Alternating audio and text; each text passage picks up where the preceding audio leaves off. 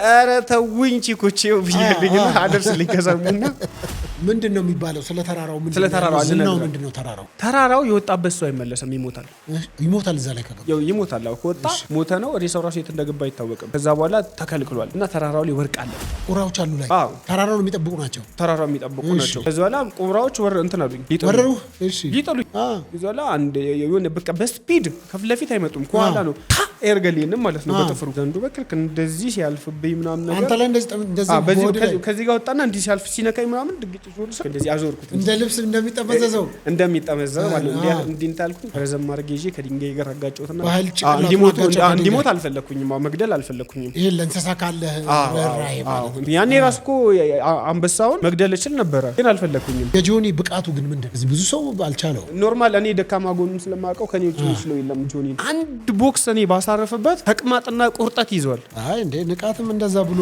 አንድ የአዲስ አበባ ልጅ ቢዘረዘር 100 የክፍለ ሀገር ልጅ ይወጣዋል 100 አንዱ ተመንዝሮ አንዱ ማለት ነው አንዲት ሴት ሁለት ሆነብኛለች አልኩ ከጦጣ ትንሽ መለስ የምትል ሴት ልክ ሜካፕ ምናምን አድርገውላት ምገርም ሴት ስትሆን ታያለ ማለት ነው እያየክዘው ዋው ለምናም ነገር በቃ የኔ ቆንጆ ምናምን ብለ እንዲህ ምናምን ብለ ተጣብሳታለህ ጧት ላይ ስታያት ከዛለ ዲ አንቱ ማዘር ምን ሆነ ምናምን ነገር እንት የማታዋ ልጅ ምናምን ስትል ሂማኒር የሌላት ምናምን የሌላትን ሴት የምትሸፋፈን ሴት አይፈልጉም ብለው የሚያስቡ ተገላልጣ ስትመጣ ለአዳር ነው ተሸፋፍና ክብሯን ጠብቃ ስትመጣ ደግሞ ለትዳር ነው ለዛ ነገር ደግሞ ባህሪው እንዲሆን ያደረገው ከናቱ ጋር ያለው ታሪክ ነው ለናቱ ከባድ ጥላቻ ነው ያለው አለኝ እኔ ውሸት ነው አልኩት እኔ እሷን መልሺ እንደናት ማሰብ አልችልም አባቴ 8 አመት የሞተው ማለት ነው እሱን አልጠላውም ልወደውም አልችልም ገብቷል ምንም ፍቅሩንም ጥላቻውንም ስለማላቅ እሷም እንደሱ ብትወደለኝ ደስ ይለኝ ነበር እንደውም ባላቃት አልጠላተም ነበር ቢያንስ ከመሞት ይልቅ መኖር ያስፈራ የሆነ ዘፈን አለ ራሴን ነው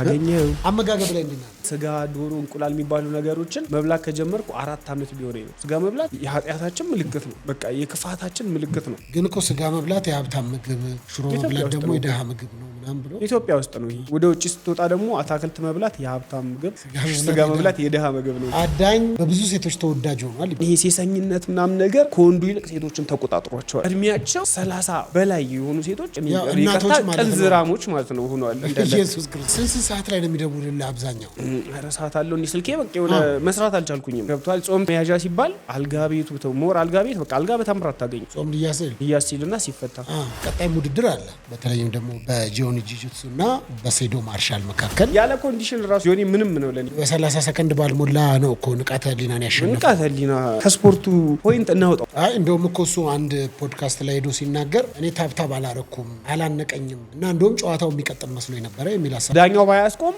የሚወጣው በእግሩ አልነበረም በእግሩ አላነቀኝም እኮ አለ ኩንታል በመሸከም ቢሆን እኮ ያሸንፈዋል ኩንታል በመሸከም ቢሆን ሙሉ አይሱዚ ምናምን ቶሎ አውርዶ ይቀድመዋል ሰላም ውድ ተመልካቾች እንዴት አላችሁ በመላው ዓለም የምትገኙ ኢትዮጵያውያን ኤርትራውያን እንዲሁም ደግሞ በትርጉም ይሁን በተለያየ አማራጭ ይሄንን የምናቀርበውን ፕሮግራም የምትሰሙ ሰዎች የምትመለከቱ የምታደምጡን ሰዎች ሁላችሁንም ሰላም ላለው የዲቫይን ሾው ነው ከዲቫይን መልቲ ሚዲያ ጋር በጋራ በመተባበር ደግሞ አዘጋጅቼ ወደ እናንተ የማደርሰው ፓስተር ሶፎንያስ ሞላልኝ ከአዲስ አበባ ኢትዮጵያ ነው ዲቫይን ሾው እንግዲህ ሰብስክራይብ አድርጋችሁ ከኛ ጋር ስላላችሁ ላይክ ሼር ኮሜንት ስለምታደርጉ አመሰግናለሁ የተለያዩ ሐሳቦችን ፕሮግራማችን ላይ አስተያየት የምትሰጡን እንድንሻሻል እንድንለወጥ በብርቱ ሐሳቦቻችሁን ያጋራችሁን ያላችሁ ሰዎች በዚህ አጋጣሚ ላመሰግን ወዳለሁ እንዲሁም ደግሞ የተለያየ ሐሳብ አለን ሐሳብ ስለምናስተናግድ እዚህ ፕሮግራም ላይ መተናሰባችንን ማካፈል እንፈልጋለን የምትሉ በስልክ ቁጥር በመደወል ወይም ቴክስት ወይም የጽሁፍ መልእክትን በመላክ መምጣት ትችላላችሁ እናንተ ነው የምንጠብቀው ዛሬ እንግዳ ይዤላችሁ መጥቻለሁ እንግዲህ ባለፈው ከኔ ጋር በዚህ ተገናኝተን አውርተናል እንግዲህ ወንድማችን አዲስ አሁን ደግሞ ተቀይሮ አዳኝ ተብሏል እንግዲህ ከአዲስ ወደ አዳኝ ምን እንዳመጣው አወራለን በተለያዩ ጉዳዮች ላይ ገጠመኞች ያሉት እንግዲህ እናቱን በጣም ይጠላል ያንን ሰምቻለሁ እንግዲህ መጀመሪያ እናቱን የሚጠላ ኢትዮጵያዊ ሊሆን ይችላል እንግዲህ ከዛም በተረፈ ከሰይጣን ጋር ከዘንዶች ጋር አካል በአካል ግብ የገጠመ ሰው ነው እንዲሁም በብዛት ደግሞ ጆኒ ጂጂትሱ እንዲገጥመኝ ይፈልጋለሁ የሚል ከንቃተ ህሊና ጋር ከሴዶ ጋር በተያያዘ በብዙ ክርክሮችን ሰምታችኋል አይታችኋል እንዲሁም ደግሞ 150 ፍቅረኞች አሉኝ በሚል ሀሳብ ባለፈውም ሰምታችኋል። በብዙ ነገር እና ሀሳብ ተወያይተናል። እንዲሁም ደግሞ አንድ የአዲስ አበባ ልጅ አንዱ ቢዘረዘር 100 የገጠር ልጅ ይወጣዋል ብሏል። በተለያዩ ሀሳቦችን እያነሳን ከእርሱ ጋር አብረን እንቆያለን። ከኔ ጋር አብራችሁን ከቆያችሁ ብዙ ነገሮች ሰማላችሁ። ብዙ ነገሮች ሀሳቦች ላይ እንወያያለን። አዲስ ቀድሞ ያሁኑ አዳኝ ሃንተር የሆነ የፊልም ርዕስ ነው የሚመስለው። ምንድን ነው በእንግሊዝኛ ሲሆን? እንደዛ ነገር አዳኙ ምንድን ነው ተብለው ለምን አዳኝ የተባልከው? አዳኝ የውሻ ስም ነበረ። እሺ በጣም የምወደው ውሻ ነበረኝና የሚገርም አዳኝ ነው። እሺ ከዛ የኔ የሚላቸውን ሰዎች ደግሞ አዳኝ ነው። አዳኝ 2 ትርጉም አለው። ገብተዋል? ጠላቱ ስትሆን አዳኝክ ይሆናል፣ ወዳጁ ስትሆን ደግሞ አዳኝ ማለት ነው። እና የሆነ አጋጣሚ ላይ እዛ እስጢፋኖስ አካባቢ ምናምን በልጅነቴ ነው እዛ ያለኝ በቃ አብሮኝ ያለ ማንንም ሰው እንዲነካኝ አያደርግም። ምንም ነገር ይሁን ማለት ነው፣ ፊት ለፊት ነው። ከዛ አጋጣሚ ሆኖ ወደዚህ እስጢፋኖስ ጀርባ ጋር የሆነ ወንዝ አለ ምናምንና አጋጣሚ ያው ጎዳና ህይወት ላይ ስትኖር ፖሊሶች ያስቸግረዋል ምናምንና ያን ሽሽት እዛ ብሪጅ ውስጥ ገብተን ተኝተን ነበርና ሌሊት ላይ ሁሉም ተነስተው ጥለውኝ ሄደዋልና እኔና ውሻዬ ብቻ ነበርን። ከዛ ሌሊት ላይ ጅቦች መጡ። ከዛ ከነሱ ጋር እኔን ለማስጣል ፋይት ሲያደርግ እሱ ተበላን የተረፍኩኝ እና በጣም ያዘንኩት እና ከዛ በኋላ ያንን ስም ያው ለራሴ ያረኩት ብዙ ሰዎች በዛ ነው የሚጠሩኝ ማለት ነው አዳኝ። እና ደግሞ ባለኝ እልህ ኃይለኝነት ምናምን በተደባዳቢነቴም እና ቦክስ ላይ በነበረኝም ላይፍ ምናምን አዳኝ ታዋቂ ስም ነው። ግን ከጅቦቹ ጋር ገጠመኝ እንዴት ነበር? ሌሊት ላይ ነው ጅቦቹ የመጡት? ሌሊት ተኝቼ ነበርና እኔ አልቀሰቀሱም ጓደኞቼም ትለው እነሱ አጋጣሚ ሄደዋል ወጥተው ሌሊት ላይ ማለት ነው። አላወኩኝም፣ ብቻዬን ከውሻዬ ጋር ነበርኩኝ። የፈለገ ነገር ቢኖር ጥሎኛ ሄደም እና በጣም እኔ እንጃ እንደ ውሻ ታማኝ እዚህ ምድር ላይ ምንም ነገር አለ ብዬ አላምንም። ገብቷል? በሰው ልጅና በሰው ልጅ ታማኝነት እና በውሻ ታማኝነት መሀል ያለው ልዩነት ምን ያህል እንደሆነ ታውቃለህ? አንድን ሰው 10 ዓመት ሙሉ አንድ ቀን ሳይከፋው እያበላህ እያጠጣ ምን እያልክ ምናምን 10 ዓመት ሙሉ አኑረው።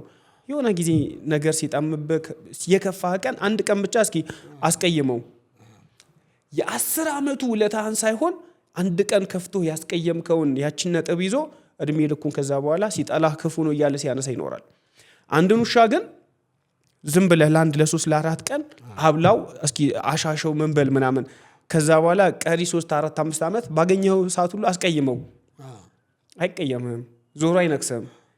ከዛ የሆነ ሰዓት ድንገት ፈገግ ካልክላት ቀየሮጥ ይመጣል ማለት ነው።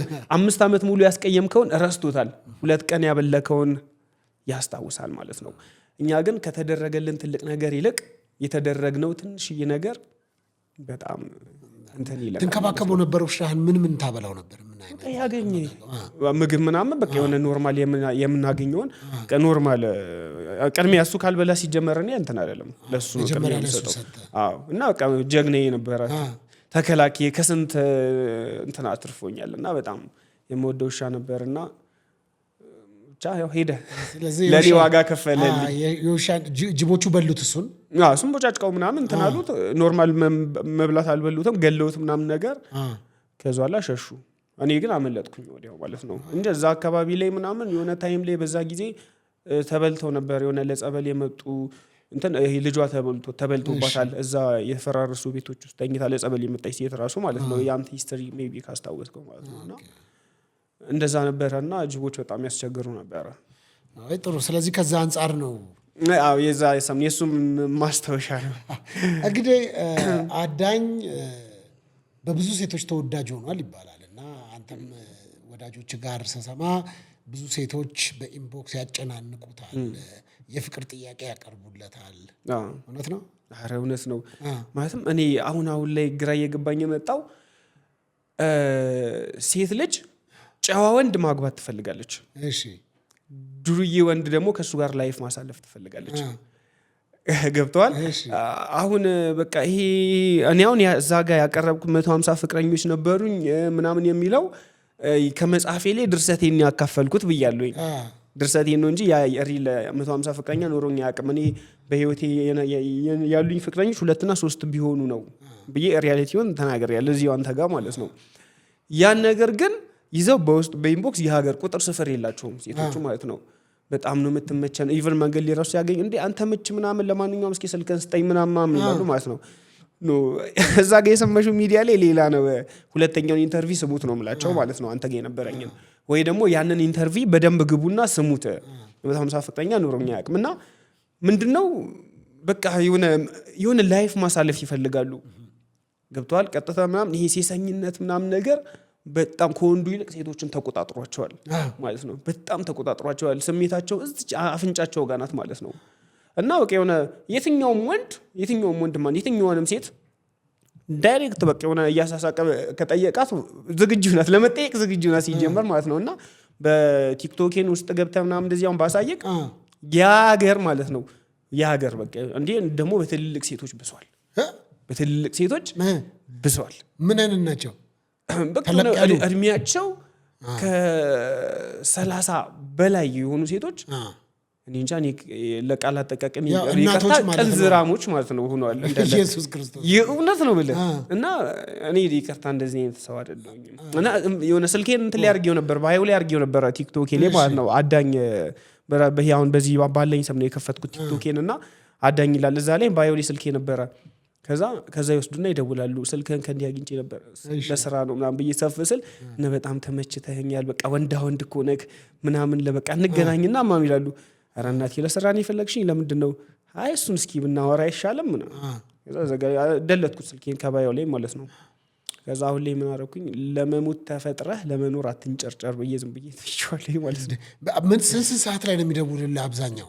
ኧረ ሰዓት አለው እንዲህ ስልኬ በቃ መስራት አልቻልኩኝም የእውነት 20 ስልክ ከተደወለ ከ20ዎቹ ውስጥ ቢያንስ 15-14ዎቹ ሴቶች ናቸው። እሺ ምን አድርግ ነው የሚሉህ? በቃ እንገናኝ ተመችተኸኛል ምናምን በቃ አብረን እንድሁን በቃ ፏንበል ምናምን አይነት ነገር ማለት ነው። እና ምን እንደሆነ ብቻ አላውቅም። አንተ ምላሽ ምንድነው? ብዙ ጊዜ እኔ የመበሳጨቱ ነገር የለም እንደዚህ ቶሎ ሲደውሉብህ? ባይ አሁን ስልኩን አጠፍኩኝ ከዛ ያንን ነው ያስጨነቁ። በጣም ያጨናነቁኝ ነበረ በጣም ማለት ነው። ኢቨን አሁን ስራ ላይ ምናምን ራሱ መንገድ ላይ ብዙ ያጋጥሙኛል ማለት ነው። እንዴ አንተ 150 ምናምን እውነት ግልጽነትህ ተመችቶኛል ምናምን በቃ ለማንኛውም 151ኛ አድርገኝ እቺ 150 ያለ ኧረ እናቴ ያ የሰማሽውን ታሪክ ወይ ድጋሚ በደንብ ስሚ ምናምን ነገር ላለኝ ማለት ነው። እና በጣም አዛ አድርገውኛል። ህይወት ግን አልተረበሸም ከዛ በኋላ እንደዚህ በቃ ይሄ እኮ በቀን 20 ሰው 30 ሴት እየደወለ በጣም ነው የሚረብሸው። ወጣቶች ሳይደውሉ ያሪ ይደውላሉ። ሁሉም አብዛኛውን ነው ያልኩህ። አብዛኛው ትልልቆች ናቸው። አብዛኛው ነው ምን እንደሆነ እንትናቸው አላውቅም። በድምጻቸው ነው የምትለያቸው ትልልቅ ሴቶች እንደሆኑ? በድምጻቸው እንትን ላይ ይጽፉልኛል እንዴ ቲክቶክ ላይ እዛ ላይ እኮ ይጽፋሉ። ቲክቶክ ደግሞ አንዴ ከላኩልህ በኋላ አንተ ሜሴጁን አክሰፕት ካላልከው ድጋሚ መላክ አይችሉም ሜሴጅ። ለዛ ምን ያደርጋሉ? ይደውሉልኛል እንዲህ እኮ ጽፌልህ አትመልስም እንደዚህ ምናምን እና ኦኬ እሺ እና እያወራሽልና ዝግት ታደርጓለኝ ማለት ነው። ከዛ በኋላ ብሎክ እና በጣም ብዙ በሴቶች ብዙ በደል ደርሶብሃል ማለት እኮ ነው። እኔ ማለትም በጣም የበደልኳቸውም ሴቶች አሉ። አሁን ደግሞ አንተን እንጂ አሁንማ እያዛጉኝ ነው። መስራት አልቻልኩኝም እውነት ለመናገር መስራት አልቻልኩኝም ምናምን እና አሁን እንኳን ስልኩንም ዘግቼዋለሁ። ባየው ላይ ያደረኩትን ስልክ ዘግቼዋለሁኝ። ሌላ ቁጥር ነው ያወጣሁት። በቃ አሁን ሰላም ምንድነው መልእክት እስቲ ካለ እንደዚህ ሶሻል ሚዲያ ላይ ያዩትን ሰዎች እንደዚህ የሚያስቸግሩ ከሆነ ለነዚህ ሴቶች እስቲ ምን መልእክት አለ? አሁን ላይ ምን አለ መሰለ እስከ በነገራችን ላይ አሁን ከ16 እስከ 18 ምናምን ያሉ ሴቶች ራሱ እንጀ ምን እንደሆነ ሜንታሊቲያቸው አብዛኞቹን ነው ሁሉንም አይደለም። እና በቃ የሆነ ድራግ ሲጠቀሙ የምታያቸው በየቦታው ምናም ነገር ከወንድ ጋር ሲጓተቱ የምታያቸው እዚህ ኤጅ ላይ ያሉ ልጆች ራሱ በጣም እየተበላሹ ነው አሁን ላይ ማለት ነው። በቃ ኖርማል ነገር ሆኗል። ዝም ብሎ ሄዱ የሆነ ላይፍ ማሳለፍ የሆነ ፔንሲዮን ማጨናነቅ ምናምን ገብቷል። ጾም ተያዘ ሲባል መያዣ ሲባል በቃ ስጋ ቤቱ አልጋ ቤቱ ሞር አልጋ ቤት በቃ አልጋ በታምር አታገኝም። ጾም ሊያስልና ሲፈታ ከዛ በኋላ በቃ የሆነ ለጽድቅ ነው ወይስ ለኩነኔ ነው ወደ ግራ ይገባኛል። ገብቷል። አልጋ ቤት ጭራሽ አታገኝም ጭራሽ ወፍ ምናምን እና የሆነ ምን አይነት እንትን እንደሆነ አናውቅምና የሆነ አሁን HIV ስርጭት ምናምን ራሱ የሆነ ትኩረት እየሰጠ ነው አይደለም እንጂ በዚህ ታይም እየተስፋፋ እንዳለው መቼም ተስፋፍቶ አያውቅም ማለት ነው። በቃ የሆነ አንድ ሴት የለም ቢባል ከ3 ከ4 ወንድ ጋር በቃ ኮሚኒኬት ይኖራታል። እንደዚህ ሴት እንደዚህ ደፍራ ይኖራታል። አዎ እና በቃ የሆነ አንድ መያዝ የሆነ ፋርነት ሆኗል መሰለኝ አንድ ለአንድ መወሰን አላውቅም ብቻ እና ቢያንስ የሆነ ሰከን ብንል መከራቸው ሴቶችን ምኑን መከራቸዋለሁ ብላል ፍላጎታቸው እኮ ነው። አንተ መብላት ካለብህ ትበላለህ አይደለ? መብላት ፈልጋል። ስለዚህ ማረክ ትፈልጋለች። ምንም ብትነግራት አትሰማም። በቃ አትሰማም። በቃ ይሄ መች ነው መሰለህ የሚያቆሙት ልክ የሆነ ጠግ ዘለ ሁሉንም ነገር እንትን ብለው በቃ የሆነ ከህንድ እስከ ህብድ ያየው ነኝ ይላሉ። ከዛ በኋላ 30-40ዎቹ ከገቡ በኋላ ከህንድ እስከ ህብድ ያየው ነኝ ምንም አይገርመኝም ምናምን ይለዋል ማለት ነው። ገብቷል። ከዛ በኋላ አንዱን ምስኪን የዋህ ጡረታ ሞጫ ያደርጉታል ማለት አንድ ምስኪን የሆነ ጌጃ ያገባሉ። ከዛ በኋላ ከስንቱ ጋር ላይፋቸውን ከቀጭ በኋላ ከዛ በኋላ በሱ ጡረታ ይወጣሉ። ከዛ ከህንድ እስከ ህብድ አይቻለሁ ምንም አይቆጨኝም አሁን በቃ ዝም ብዬ ላይፍ ይሉሉ። አዎ እንትን ይላሉ ማለት ነው። ይሄ ኖርማል አይመጣውም። እንደውም ቢሆን ወንድ ልጅ ድንግል ሴት ቢያገባ ብዬ እመክራለሁ። ያገኛል አሉ። እኔ ሪያሊቲውን ስነግርህ በአሁን ታይም አሉ። እንደውም አጠብቃቸው ምናምን ሴቶች እንደዚህ ድንግል ሆነው ልታገኛቸው ትችላለህ። ሁሉም አልተበላሸም። በምንድን ነው በምን ቼክ አድርገህ ነው? በምን ቼክ ታደርጋለህ? ያው አድርገህ ነው አትለለ እና አሉ ልክ እንደዚህ ገባኝ። አንተ እንደዚህ ያሉትን ካበላሸህ የሚቀጥለው ከየት ነው የሚያገኘው ብዬ ነው። ካበላሹ ለምን ይተገኛል? አንተ ነህ ቼክ አድርጌ አይቻለሁ አድርጌ ሳይሆን በምን ታውቃለህ አይደል ያልከኝ? እንዲህ አይተህ መቼስ ምናምን ልክ የበሰለና ጥሪ ብርቱካን እንደምትለው እንዲህ አይተህ ልታውቅ አትችልም። እሺ ታዲያ ገብቶሃል? ልክ ቀርበህ ታሪክ ሂስትሪዋን ነግረህ ምን ብላ ከዛ በኋላ ሪል ደግሞ ተገናኝታችሁ ሆኖ ስታገኘው ያችን ሴት አለመተው ነው። ገብቶሃል? እንጂ አይተህ እንትን ማለት አትችልም እኮ። አልተውክም አንተ ታዲያ ምንድን ነው እንዴት ነው ብዬ ነው። እኔማ ከሴት ጋር ምንም አይነት እንትን የለኝም። አሁን እኮ በቃ ባለ ትዳር ነኝ በለው። እንደዛ አይነት ግን እንደዚህ ስራ ላይ አሁን ለምሳሌ ከዚህ በፊት ራይድ ስትሰራ ሃንግ ምናምን ገጥሞ ነበር ታስታውሳለህ? አንዴ ለ3 እንትን ብሎ ምናምን 70 ብር የለቀኳቸው እነሱን። እንደዚህ እህቶች አያስቸግሩህም? እንደዚህ ስራ ላይ ሴቶች ምናምን ብዙም እንደዛ ምናምን አያስቸግሩም። እንዳልኩም ድንገት እንዲህ ስትገናኝ ምናምን በቃ እንዴ በቃ እንደዚህ ምናምን ነገር ይሉሃል ማለት ነው። ያ ቀደም እንዳልኩ በጣም ይደውላሉ ምናምን አይነት ነገር ነውና በቃ ብዙም ደግሞ ራይድ ስሰራ ብዙ ጊዜ እንዳያቆኝ ምናምን ኬፕ አድርጌ ምናምን ብዙም እንትን አይደለም ማለት ነው። እና ድንገት እንዲህ ፊት ለፊት ሲያዩኝ እንዴ ምናምን ነገር የሚሉት ማለት ነው። ባለ 150 ይላል እቺ 150 እንደማረጋት አይጥሩ። አሁን ካንተ ከምን ጋር በተያያዘ ነው እነሱ አሁን አንተ እንደዚህ ፍቅር ያደረባቸው? ያን ታሪክ ከሰሙ በኋላ እና በቃ 150 ሴት ምናምን ብዬ እኔ መጽሐፉ ሲመረቅ ሜቢ ያንን ካነበቡ በኋላ እንትን ይላሉ ማለት ነው። እና ያንን ታሪክ ከሰሙ በኋላ ይሄ ኤክስፒሪየንስ አለው ምናምን ብሎ ያስባሉ ማለት ነው። ገብቷል? ይሄማ ምናምን እያሉ በቃ በዛ መንገድ ነው እንትን የሚሉት እና በቃ ወይ ወንድ ነክ ይላሉ ሲያዩ ምናምን። እና በጣም ብዙ ሴቶች ለፍቅር ለትዳር ጠይቀውኛል። በጣም ብዙ ማለት ነው። በቁጥራቸው በጣም ብዙ ናቸው። በጣም ብዙ በሺዎች የሚቆጠር መቼም ብዙ ሰው ስላየ በጣም ብዙ ማለት ነው። ገብቷል?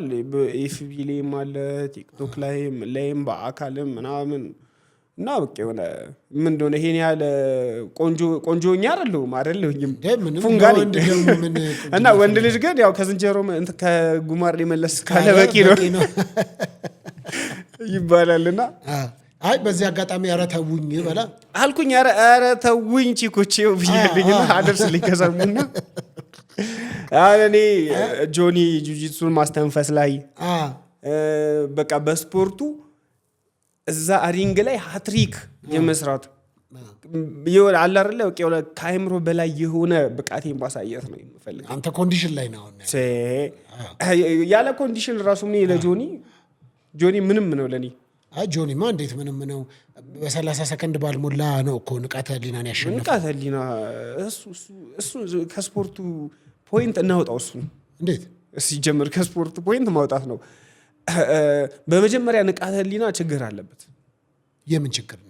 ችግር አለበት ማለት አንደኛ ምን አለ መሰለ ከሱ እንድትማሩ የምፈልገው አንድ ነገር ኦቨር ከመጠን በላይ የሆነ ማይገባህን ያልሆንከው ነገር ነህ መባል ትልቅ ውድቀት ነው። ገብቷል? የተማርክ ሳትሆን እሱ እኮ የተማረ ነው እሱ እኮ ጭንቅላቱ ምናምን ስትባል ጭንቅላት ያለህ ይመስልሃል። ገብቷል? በዙሪያ ያሉ ሰዎች እኮ ያንተን ጭንቅላት አውቀውት አይደለም እንደዛ የሚሉት። ያ ነገር ደግሞ አንተን ከድድብናህ ጋር ተስማምተህ ተዋደህ ምናምን ድድብናህን እንትን ብለው እንድትኖር ያደርግሃል። ካልቻልክ አትችልም መባል ነው ያለብህ። ችለህ ራሱ ይቀርሃል ነው መባል ያለብህ። እንደዛ ሲሆን ለመቻል ትሰራለህ። አታውቅም አንተ ደደብ ነህ ከተባልክ ለማወቅ ትማራለህ። እሱ ምንድነው ስላወራ ምን ስላለ ብቻ ንቃተ ህሊናማ በቃ ይበለዋል ምናምን ንቃተ ህሊናማ ጀግና ነው አንበሳ ነው ምናምን በቃ ትችላለህ አንተ ጀግና ነህ አያቅትም ኦቨር ያልሆነውን ነገር ነህ ብለው ሰጡት። ያ ነገር ደግሞ እንዲሰራ ስላላረገው ጣለው ማለት ነው። ኦቨር ኮንፊደንስ እንዲወርቅ አድርጎታል። እንደውም እኮ እሱ አንድ ፖድካስት ላይ ሄዶ ሲናገር እኔ ታብታብ አላረኩም አላነቀኝም እና እንደውም ጨዋታው የሚቀጥል መስሎ የነበረ የሚል ሀሳብ ሲናገር ሰምቻለሁ። እሱማ ታብታብ አያረግም ግን ከዛ በኋላ የሚወጣው በእግሩ አልነበረማ። ታብታብ ዳኛው ባያስቆም የሚወጣው በእግሩ አልነበረማ። በእግሩ አላነቀኝም እኮ አለ እኮ ጉሮሮዬ ምናምን አላነቀኝም። እዚህ ጋር መግባት አይጠበቅብህም። ይሄንን አለ አይደለ ለምሳሌ እሱ ያዘው እንደዚህ ነው ይሄንን እንትን ማለት ነው። ይሄ አንገትክ አንደኛ ትንፋሽ ያጥራል። ይሄ ደም ስርህ እንትንክ ማለት ነው ይበጠሳል። በዛው ልክ ፓወር በጨመረብህ ቁጥር እንትን ትላለህ። እንደውም ማስቆሙ አሪፍ ሆነ እንጂ ማለት ነው ይሄ ከጥቅም ውጪ ይሄ ሊነቀልለት ይችላል ማለት ነው። ይስሩ ገብቷል። የግድ አንገትህ መታነቅ የለበትም። ይሄን ራሱ እንዲከያዘ አሁን ይዤ ባሳየ ይገባል ስሜቱ ማለት ነው እኮ። ግን ስሜት ካለው በዛ ልክ ጠንካራ ነበር ማለት ነው። ስሜት አለው ጠንካራ ነበር ማለት ነው። ምክንያቱም ታብታብ ካላረገ ጉልበት አለው። ጉልበት ብቻውን ዋጋ የለውም። ጉልበት ደግሞ ያለ ቴክኒክ ያለ ቅልጥፍና ምንም የሚያመጣው ተአምር የለም። ጉልበት ጅብም እኮ ጉልበት አለው ገብቷል። ግን ልብ የለውም። ቆርቆሮ ብታንኩሻኩሽ ይሮጣል። ልክ እንደዚህም ቴክኒክም የለውም። ጅብ ያለው አውሬነት፣ ጨካኝነት፣ ስግብግብነት ነው እንጂ እንትን የለውም። ቴክኒኩ የለውም ገብቷል። ልክ እንደዚሁ ንቃተ ህሊናም ጉልበት አለው። ጉልበት ብቻውን ለእንትን በእንትን ቢሆን እኮ አሪፍ ነው። ኩንታል በመሸከም ቢሆን እኮ ያሸንፈዋል። ኩንታል በመሸከም ቢሆን የሆነ ሙሉ አይሱዚ ምናምን ቶሎ አውርዶ ይቀድመዋል ጆኒ። ግን ያ አይደለም ውድድሩ፣ ቴክኒክ ነው። ስለዚህ ብዙ አይነት እንትኖች አሉ ጁጂትሱ ላይ ማለት ነው። ብዙ አይነት ቴክኒኮች አሉ ገብተዋል። በዛው ምናምን ሊተኛ ይችላል። ዳኛው ባስቆም አላረኩም። እኔ ጨዋታውም ተነስቼ የምቀጥል ነበር ይመስላል። ተሸንፏል። በቃ ከተሸነፍክ ነው። ምንም ምክንያት አያስፈልግም። ከዛ በኋላ ግን ነው ምንድነው ያናደደኝ ፓርት ከተሸነፈ በኋላ እንዳሸነፈ ሰው ኦቨርአክት። ከዛ በኋላ ደግሞ እኔ እሱም ብሆን በመጀመሪያ ሶሻል ሚዲያን ያጠፋለሁ። በመጀመሪያ እግዚአብሔር ነው የምልህ። ከዛ በኋላ ድክመቴ ላይ ወጥሬ መሸነፍ በጣም ያመኛል። እግዚአብሔር ነው የምልህ። እኔ እንቅልፍ አይወስደኝም። ሺህ ጊዜ ይሸልሙኝ፣ ሺህ ጊዜ ለሽልማቱ እኔ ራሱ አልሄድም። ሪያሊቲውን ነው የምነግርህ። ተደብቄ እሰራለሁኝ። ተደብቄ ደካማው ማንነቴን እቀይረዋለሁ። ያንን ከዛ ካሸነፈኝ ሰው ጋር አብሬ የምበላው የምጫወተው እሱ ጋር ሄጄ ትሬኒንግ ማረገው ሳሸንፈው ነው። አሁን እኮ እሱ ጆኒ ጁጂትሱ ጋር እየተማረ ነው ያለው እኮ። ስህተት ነው። እሱ ጋር ተምሮ እንዴት ነው እሱን ሊያሸንፈው የሚችለው? መስራት ያለበት እኮ ጆኒ ጁጂትሱ ለማሸነፍ ነው ንቃተ ህሊና መስራት ያለበት። ለማሸነፍ ደግሞ ቴክኒኩን ላያሳየው ይችላል። በደንብ ነው እሱ ጋር ሰርቶ አንደኛ ምኑ ይመጣል መሰለ ስትላመድ አውሬነቱ ይጠፋል። ገብቷል። አሁን ስትቀራረብ ምን ስትል ምናምን አብረህ ትበላለህ፣ ትጫወታለህ። አሁን ክለብ አብረው ሲዞሩ ምን ሲሉ ነበር አለ ጓደኝነት ይመጣል። ከዛ ለቀጣይ ውድድር ሐሞቱም አይኖርህም፣ ወኔው አይኖርህም። እንደ ጠላትህ ማሰብ አለብህ። ተጋጣሚህን ማሳነስ የለብህም። አውሬነቱ እንዲመጣ እንደ ጠላትህ ማሰብ አለብህ። ጠላት አይደለም እንደ ጠላትህ ማሰብ አለብህ። ስለዚህ በኢነርጂ ትሰራለህ። ደካማው ጎን ላይ ትሰራለህ። የጆኒ መቅድሚያ ጠላትህ ማን ነው የሚለውን ማወቅ ነው። ምንድነው የሱ ደካማ ጎን ጠንካራ ጎን ይሄንን ካወቅ በቀላሉ ትጥለዋለህ። ግን እኮ ጆኒ እያሰራ ያለው ምናልባት ለሌላ ተጋጣሚ ስለሆነ ሊሆን ይችላል ብዬ ነው። ለምንድን ነው ንቃተ ህሊና ከሌላ ሰው ጋር የሚጋጠመው? ሂዝ ኮች ማለት ነው እኮ በቃ አሰልጣኝ ነው። ከሱ የተሻሉ አሁን እኔ እየሰራሁኝ ነው ጁጂትሱ ያሬድ ጋር ነው የምሰራው እና ከሱ የተሻለ ሚዲያ ላይ ማይወጣ ምናምን ምርጥ ብቃት ያለው ሰው ነው። ገብቶሃል? ስለዚህ ሌላ ሰው ጋር ሰልጥኜ ራሴን አሻሽዬ ከሌሎች ከብዙ የጁጂትሱ ተማሪና ማስተሮች ጋር ብዙ ውድድሮችን አድርጌ ከዛ በኋላ እሱ ጆኒ ጋር ሄዳለሁ ማለት ነው። ምን ላረገው ለጋጥመው ማለት ነው። ልጥለው ነው የሚሄደው እንጂ እንትን ልል አይደለም። ድጋሚ የሚሜ ውድድር ምናምን በሁለቱ መሃል ለማዘጋጀት ራሱ ይከብዳል። አብረው እየሰሩ ነው። ምን ብለህ ነው የምታዘጋጀው? ግን ከሱ ተለይቶ እየፎከረ ኢነርጂውን እያሳየ ተሸንፌያለሁኝ አምኛለሁ ግን አሸንፋለሁ እያለ ቢሰራ ሌላ ቦታ የተሻለ ተቀባይነት ይኖረዋል። በአሁኑ እንኳን አውሬ ሆኖ መጥቷል ይላል ሰው ማለት ነው። ግን አሁን ፍሬንድሺፕ መፍጠር የለብህም በታምር ማለት ነው። እኔ አሁን ያኔ ውድድሩ ላይ አልሄድኩኝም። እዛ ውድድር ላይ መገባው ያ ሪንግ የኔ ሲሆን ነው። እዛ ቦታ ላይ ንጉሱ ሆኜ የሪንጉ ጦረኛ ሆኜ ነው እንጂ እዛ ጋር እንትን ሆኜ መግባት አልፈልግም። ምንም አይነት ሪሌሽንሺፕ መፍጠር አልፈልግም። ከተጫወተም በኋላ ከዛ በኋላ ፍሬንድሊ እንትን ትላለህ። ያው የአንድ ሀገር ልጅ ነህ እንትን አትልም። ይሄን ያልጠላት አይደለም ግን ውድድር እስከሆነ ድረስ ውድድር ነው። ግን አሁን ቀጣይ ውድድር አለ። በተለይም ደግሞ በጆኒ ጂጂትሱ እና በሴዶ ማርሻል መካከል እንግዲህ እየተጠበቀ ነው። አይ ቲንክ ነሐሴ 23 ይሁን አንድ ወር ከምናምን ይቀራል። ስለዚህ ለዛም ደግሞ ሴዶ ማርሻል ታይላንድ ሄዶ ሰልጥኖ ነው የመጣው። እንግዲህ በፕሮፌሽናል የሆኑ አሰልጣኞች ታግዞ ሰርቲፊኬትም ሲሰጠው ብቁ ሆኗል ተብሎ ሲሰጠውም እሱም የተለያየ እዚህ ያለ ምግብ ነው ሲበላ አብዛኛው የሚረቀ የነበረው። አሁን ደግሞ ስፖርት እየሰራ ራሱን በማብቃት በዲሲፕሊን በቴክኒክ ራሱን አብቅቶ መጥቷል የሚሉም ሰዎች አሉ። ተመልክተዋል አንተ ወይ እነሱ ጨዋታ ነው? እኔ ይቅርታ አድርግልኝና በቅንነት ነው ብለው እኔ በህይወቴ ምቀኝነት አልወድም። ምቀኛ ሰውና አቃጣሪ ሰው አልወድም።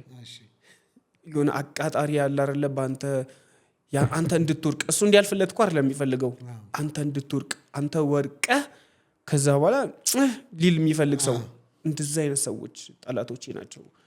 እንደዛ አይነት ሰው ደግሞ መሆን አልፈልግም። አሁን ይህንን የምለው በቅንነት ሳወራ ይሄኛው ውድድር ያስፈራኛል። እነ ጌቾን ሜቢ ሊያከስር ይችላል። ጌቹ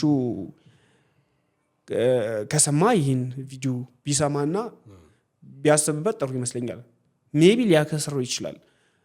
ይሄ የኔ መላምት ነው። ምክንያቱም በጣም ጥሩ የሚያከስረው ለምን መሰለህ?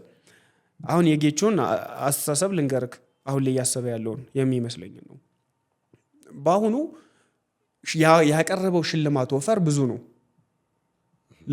ለአትሌቶቹ ይመስለኛል። 5 ሚሊዮን ብር ለመጀመሪያው ለኤምኤም አይደለ? ከዛ በኋላ አሸናፊ 4 ሚሊዮን ተሸናፊ 1 ሚሊዮን ይወስዳል አይነት ነገር ነው። ጠቅላላ ወደ 9 ወደ 10 ሚሊዮን ነው ለአትሌቶቹ የቀረበው ጠቅላላ ሂሳብ ማለት ነው። ከባለፈው በብዙ ጥፍ ይበልጣል። ባለፈው ከቀረበው የባለፈው ላይ በጣም አቴንሽን ተሰጥቶታል። ጨዋታው በጣም አቴንሽን ተሰጥቶታል። በጣም ብዙ ሰው በጉጉት እኔ እንኳን ማቃቸው በእኔ ዙሪያ በጣም ብዙ ሰዎች ለመግባት አሰፍስፈው ሲጠብቁ የነበሩ የገቡም አሉ።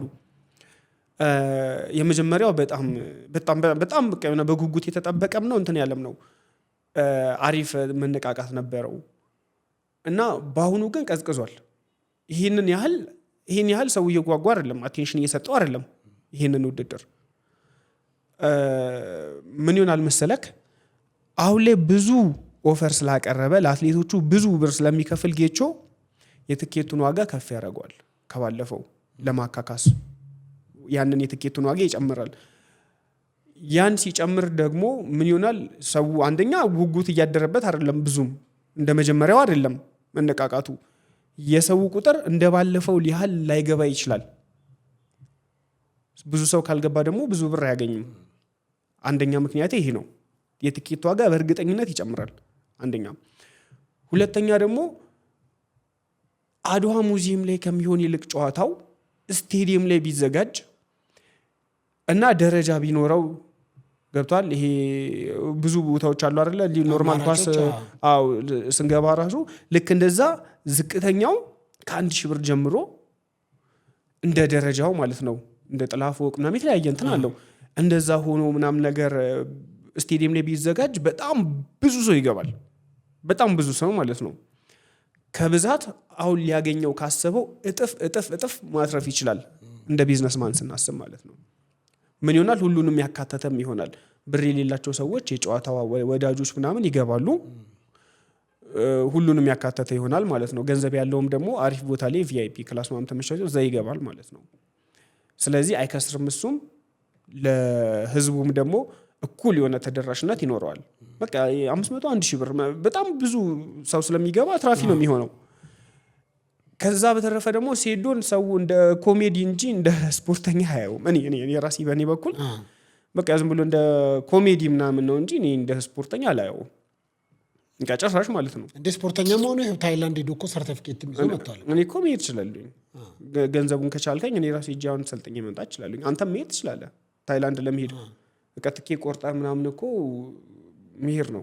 እዛው ጂሙ ያለበት ቦታ ኮቾቹ ጋር ምናምን መሄድ ነው። ምንም የሚከብድ ነገር የለም። ስለዚህ በደንብ ዝም ብሎ ስልጠና አይደለም መቼም እኮ የአንድ ወር ስልጠና ምን ያደርግለታል? አንድ ወር የፈለገ ነገር ወይ ደግሞ ሮቦት ብትሆን ገብቷል አይምሮክ ላይ ሴታፕ ይሞላል፣ አፕሊኬሽን ይቀየርልሃል። በቃ ምንም ነገር ትሆናለህ። ኮምፒውተር ብትሆን ለዛ እንዳይሆን ጆኒ ጂጂትሱ ምን ሲል ሰማሁኝ። ሴዶ ማርሻል ሄዶ ሰልጥኗል፣ ግን ሜዳ ውስጥ ሲገባ ይረሳዋል የሆነ እኔ ጆኒ ብዙ ጊዜ በሴዶ ላይ ሲሰራ የሚያቀርባት የሆነ ቪዲዮ አለች ቆርጦ ምናምን ነገርና በቃ ግራ ገብቶት እንዲህ ሲል ምናምን ነገርና ለመሰንዘር ረጅም ሰዓት የሚያስብ ይመስለኛል። ገና ኢየሱስ ጋር ለሰንዘር ሴዶ አለ በቃ እንትን ነው ሴዶ ምን ልበልህ እንትን አይደለም የሆነ እኔ እንጃ ይከብደኛል ከፊዚካሊ ስታየው። እና ደግሞ ምን አየው መሰለክ አሁን እሱ ይሄ የሚፖስታቸው ቪዲዮዎች ላይ በቃ እንዲህ አየር ላይ ተነስቶ እንዲህ 4 ቁጥር ሲሰነዝር ምናምን ነገር በቃ የሚገራረሙ ሹቶችን ስናይ ነበረ።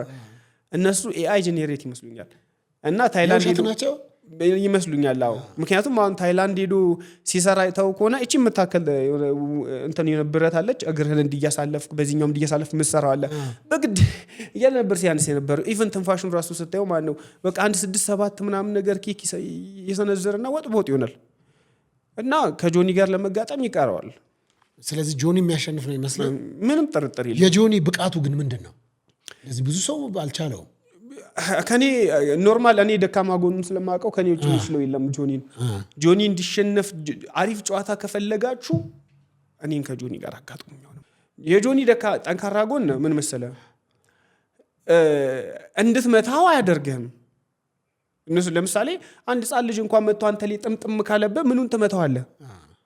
ለመምታት በቃ አይመችም። ዘሎ ነው የሚገባብክ። ገብቶሃል? ስንዘራ ግን ማለት ነው አንድ ቦክስ እኔ ባሳረፈበት ተቅማጥና ቁርጠት ይዟል። ሲጀመር እኮ የሴት ፊት ነው ያለው። እንደውም እግዚአብሔር ይመስገን ጺም በቀለለትና ምናምን ትንሽ ወንድ እየመሰለ ነው እንጂ ማለት ነው ጆኒ ሴት ነው እኮ የሚመስለው። እንትና ራሱ እኮ ያሻፈደኝ ነው የልጅ እያለ ነው ሴዱ በቀሉ እያለ ሴት እየመሰለኝ ነው እያለ ማለት ነው። ሴት ነው የሚመስለው። በቃ ምንም የወንድ እንትን የለውም ምንም ማለት ነው። አንድ የምታይችልም እግዚአብሔርን አይችልም። ያንን እሱ የሚያውቀዋል። ደካማ ጎኑን ስለሚያውቅ ምንድነው የሚያደርገው?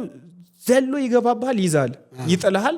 ከዛ በኋላ በቃ መተናነቅ ነው። እንድትሰነዝር ራሱ እንትን አያደርግም። ውስጥ ላይ ልጥፍ ስለሚል ጋፕ ይፈልጋል አይደለ? ፓንች ለመሰንዘር ጋፕ ይፈልጋል።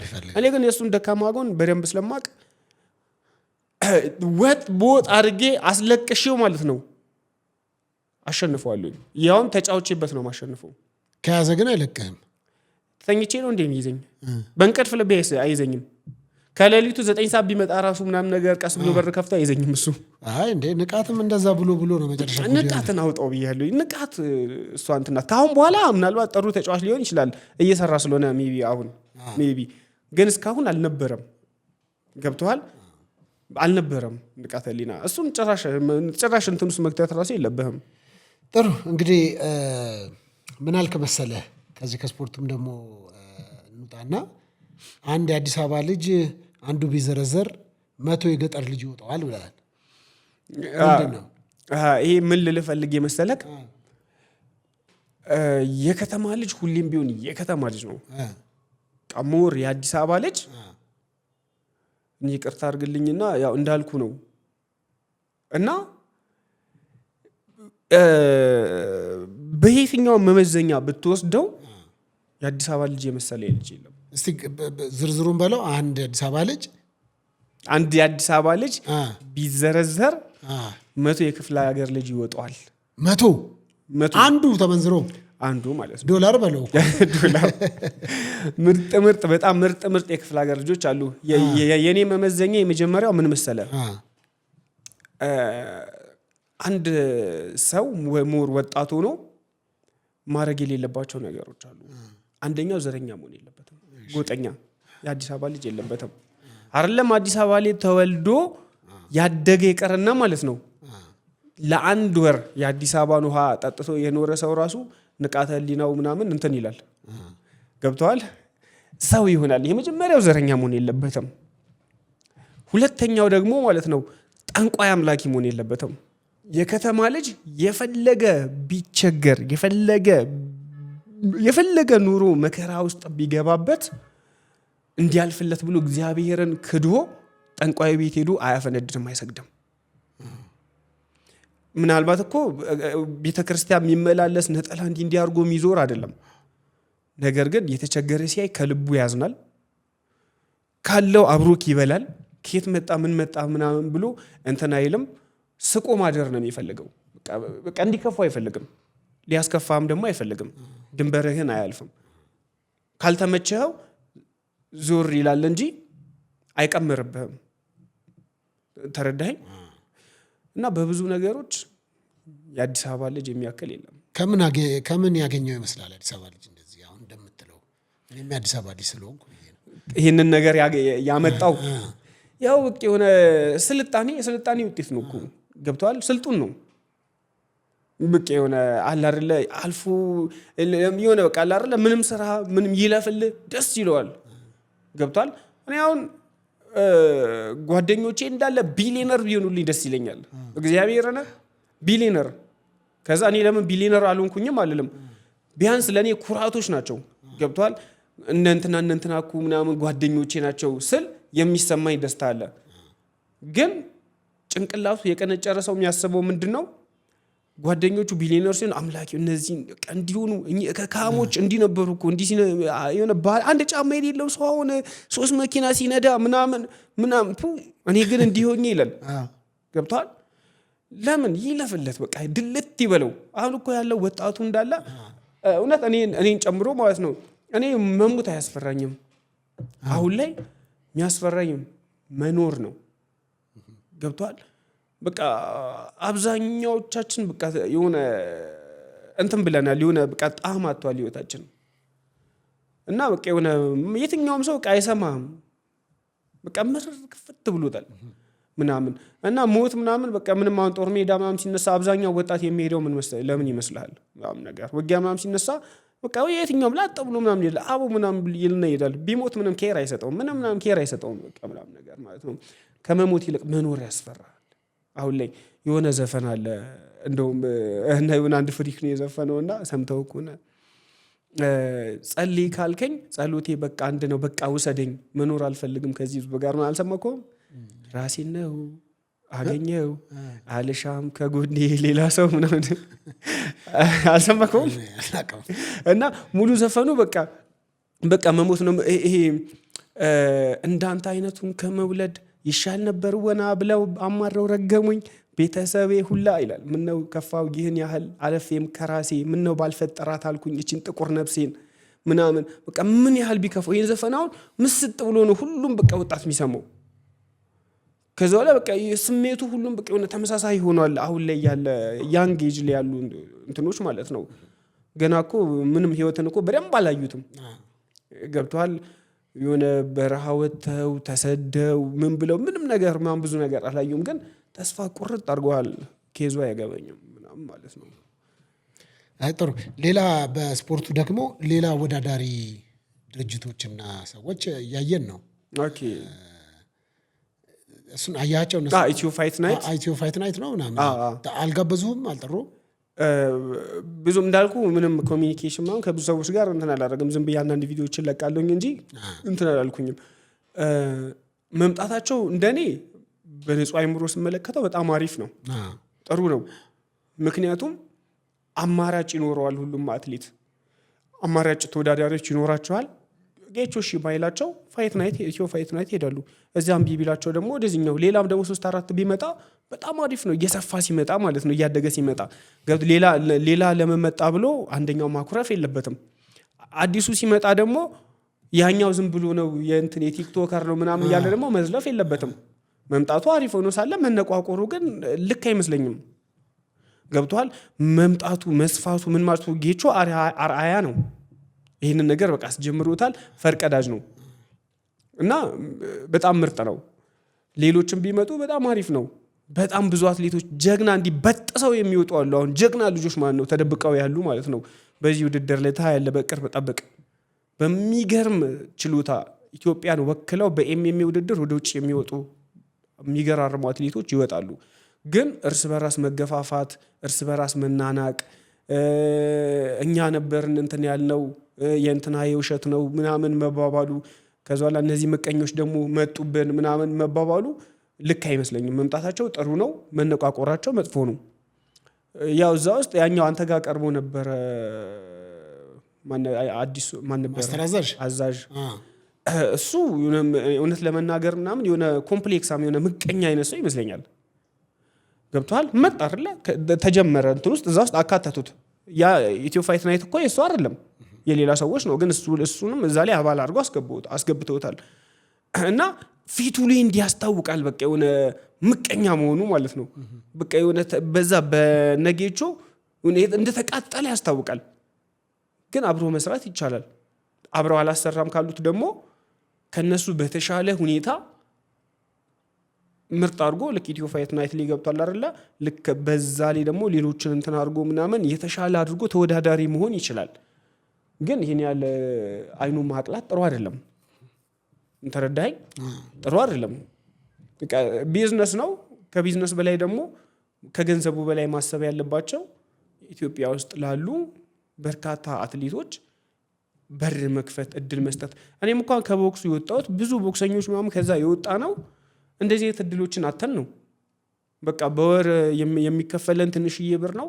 ግጥሚያ ውድድር ሲኖረን ብቻ የተወሰነች አበል ምናምን ተሰጠንና የሆነ ሀገር እንሄዳለን፣ እንፋለጣለን ምናምን። በቃ ለውጥ የለም። ትርፉ ዱላ ብቻ ነው። በቃ ምንም ነገር ማምጣት ነው። በቃ ምንም ነገር የለውም። ከዛ የሆነች ሜዳሊያ ትሰጣለች ምናምን፣ የሆነ ሰርተፍኬት ምናምን ይሰጣል። በቃ የሆነ ሚሊንግለስ ነው። ግን አሁን ምን ሆነ? የሚያወጣህ ችሎታ ነው። አሁን ነጌቾ በእርግጥ እንደ ቢዝነስ ነው እያዩት ያሉት። እንደ ቢዝነስ ማየታቸው ጥሩ ነው። ያለ ገንዘብ ያለ ገቢ ምንም ዋጋ የምትከፍልበት ምክንያት የለም። ከዛ ጎን ለጎን ግን ምን ማድረግ አለባቸው? ይሄ ትክክለኛ ስፖርተኞችን እያወጡ ጥሎ ማለፍ ውድድር ይኖረዋል። ኤምኤምኤ ባንድ የዝም ብሎ ኤምኤምኤ መግባት ሳይሆን ከስር መጀመሪያ በየጊዜው ፋይቶች ልክ አንድ 4 ወር ምናምን 5 ወር ሲቀረው ግጥሚያው ጥሎ ማለፎች ይኖራሉ።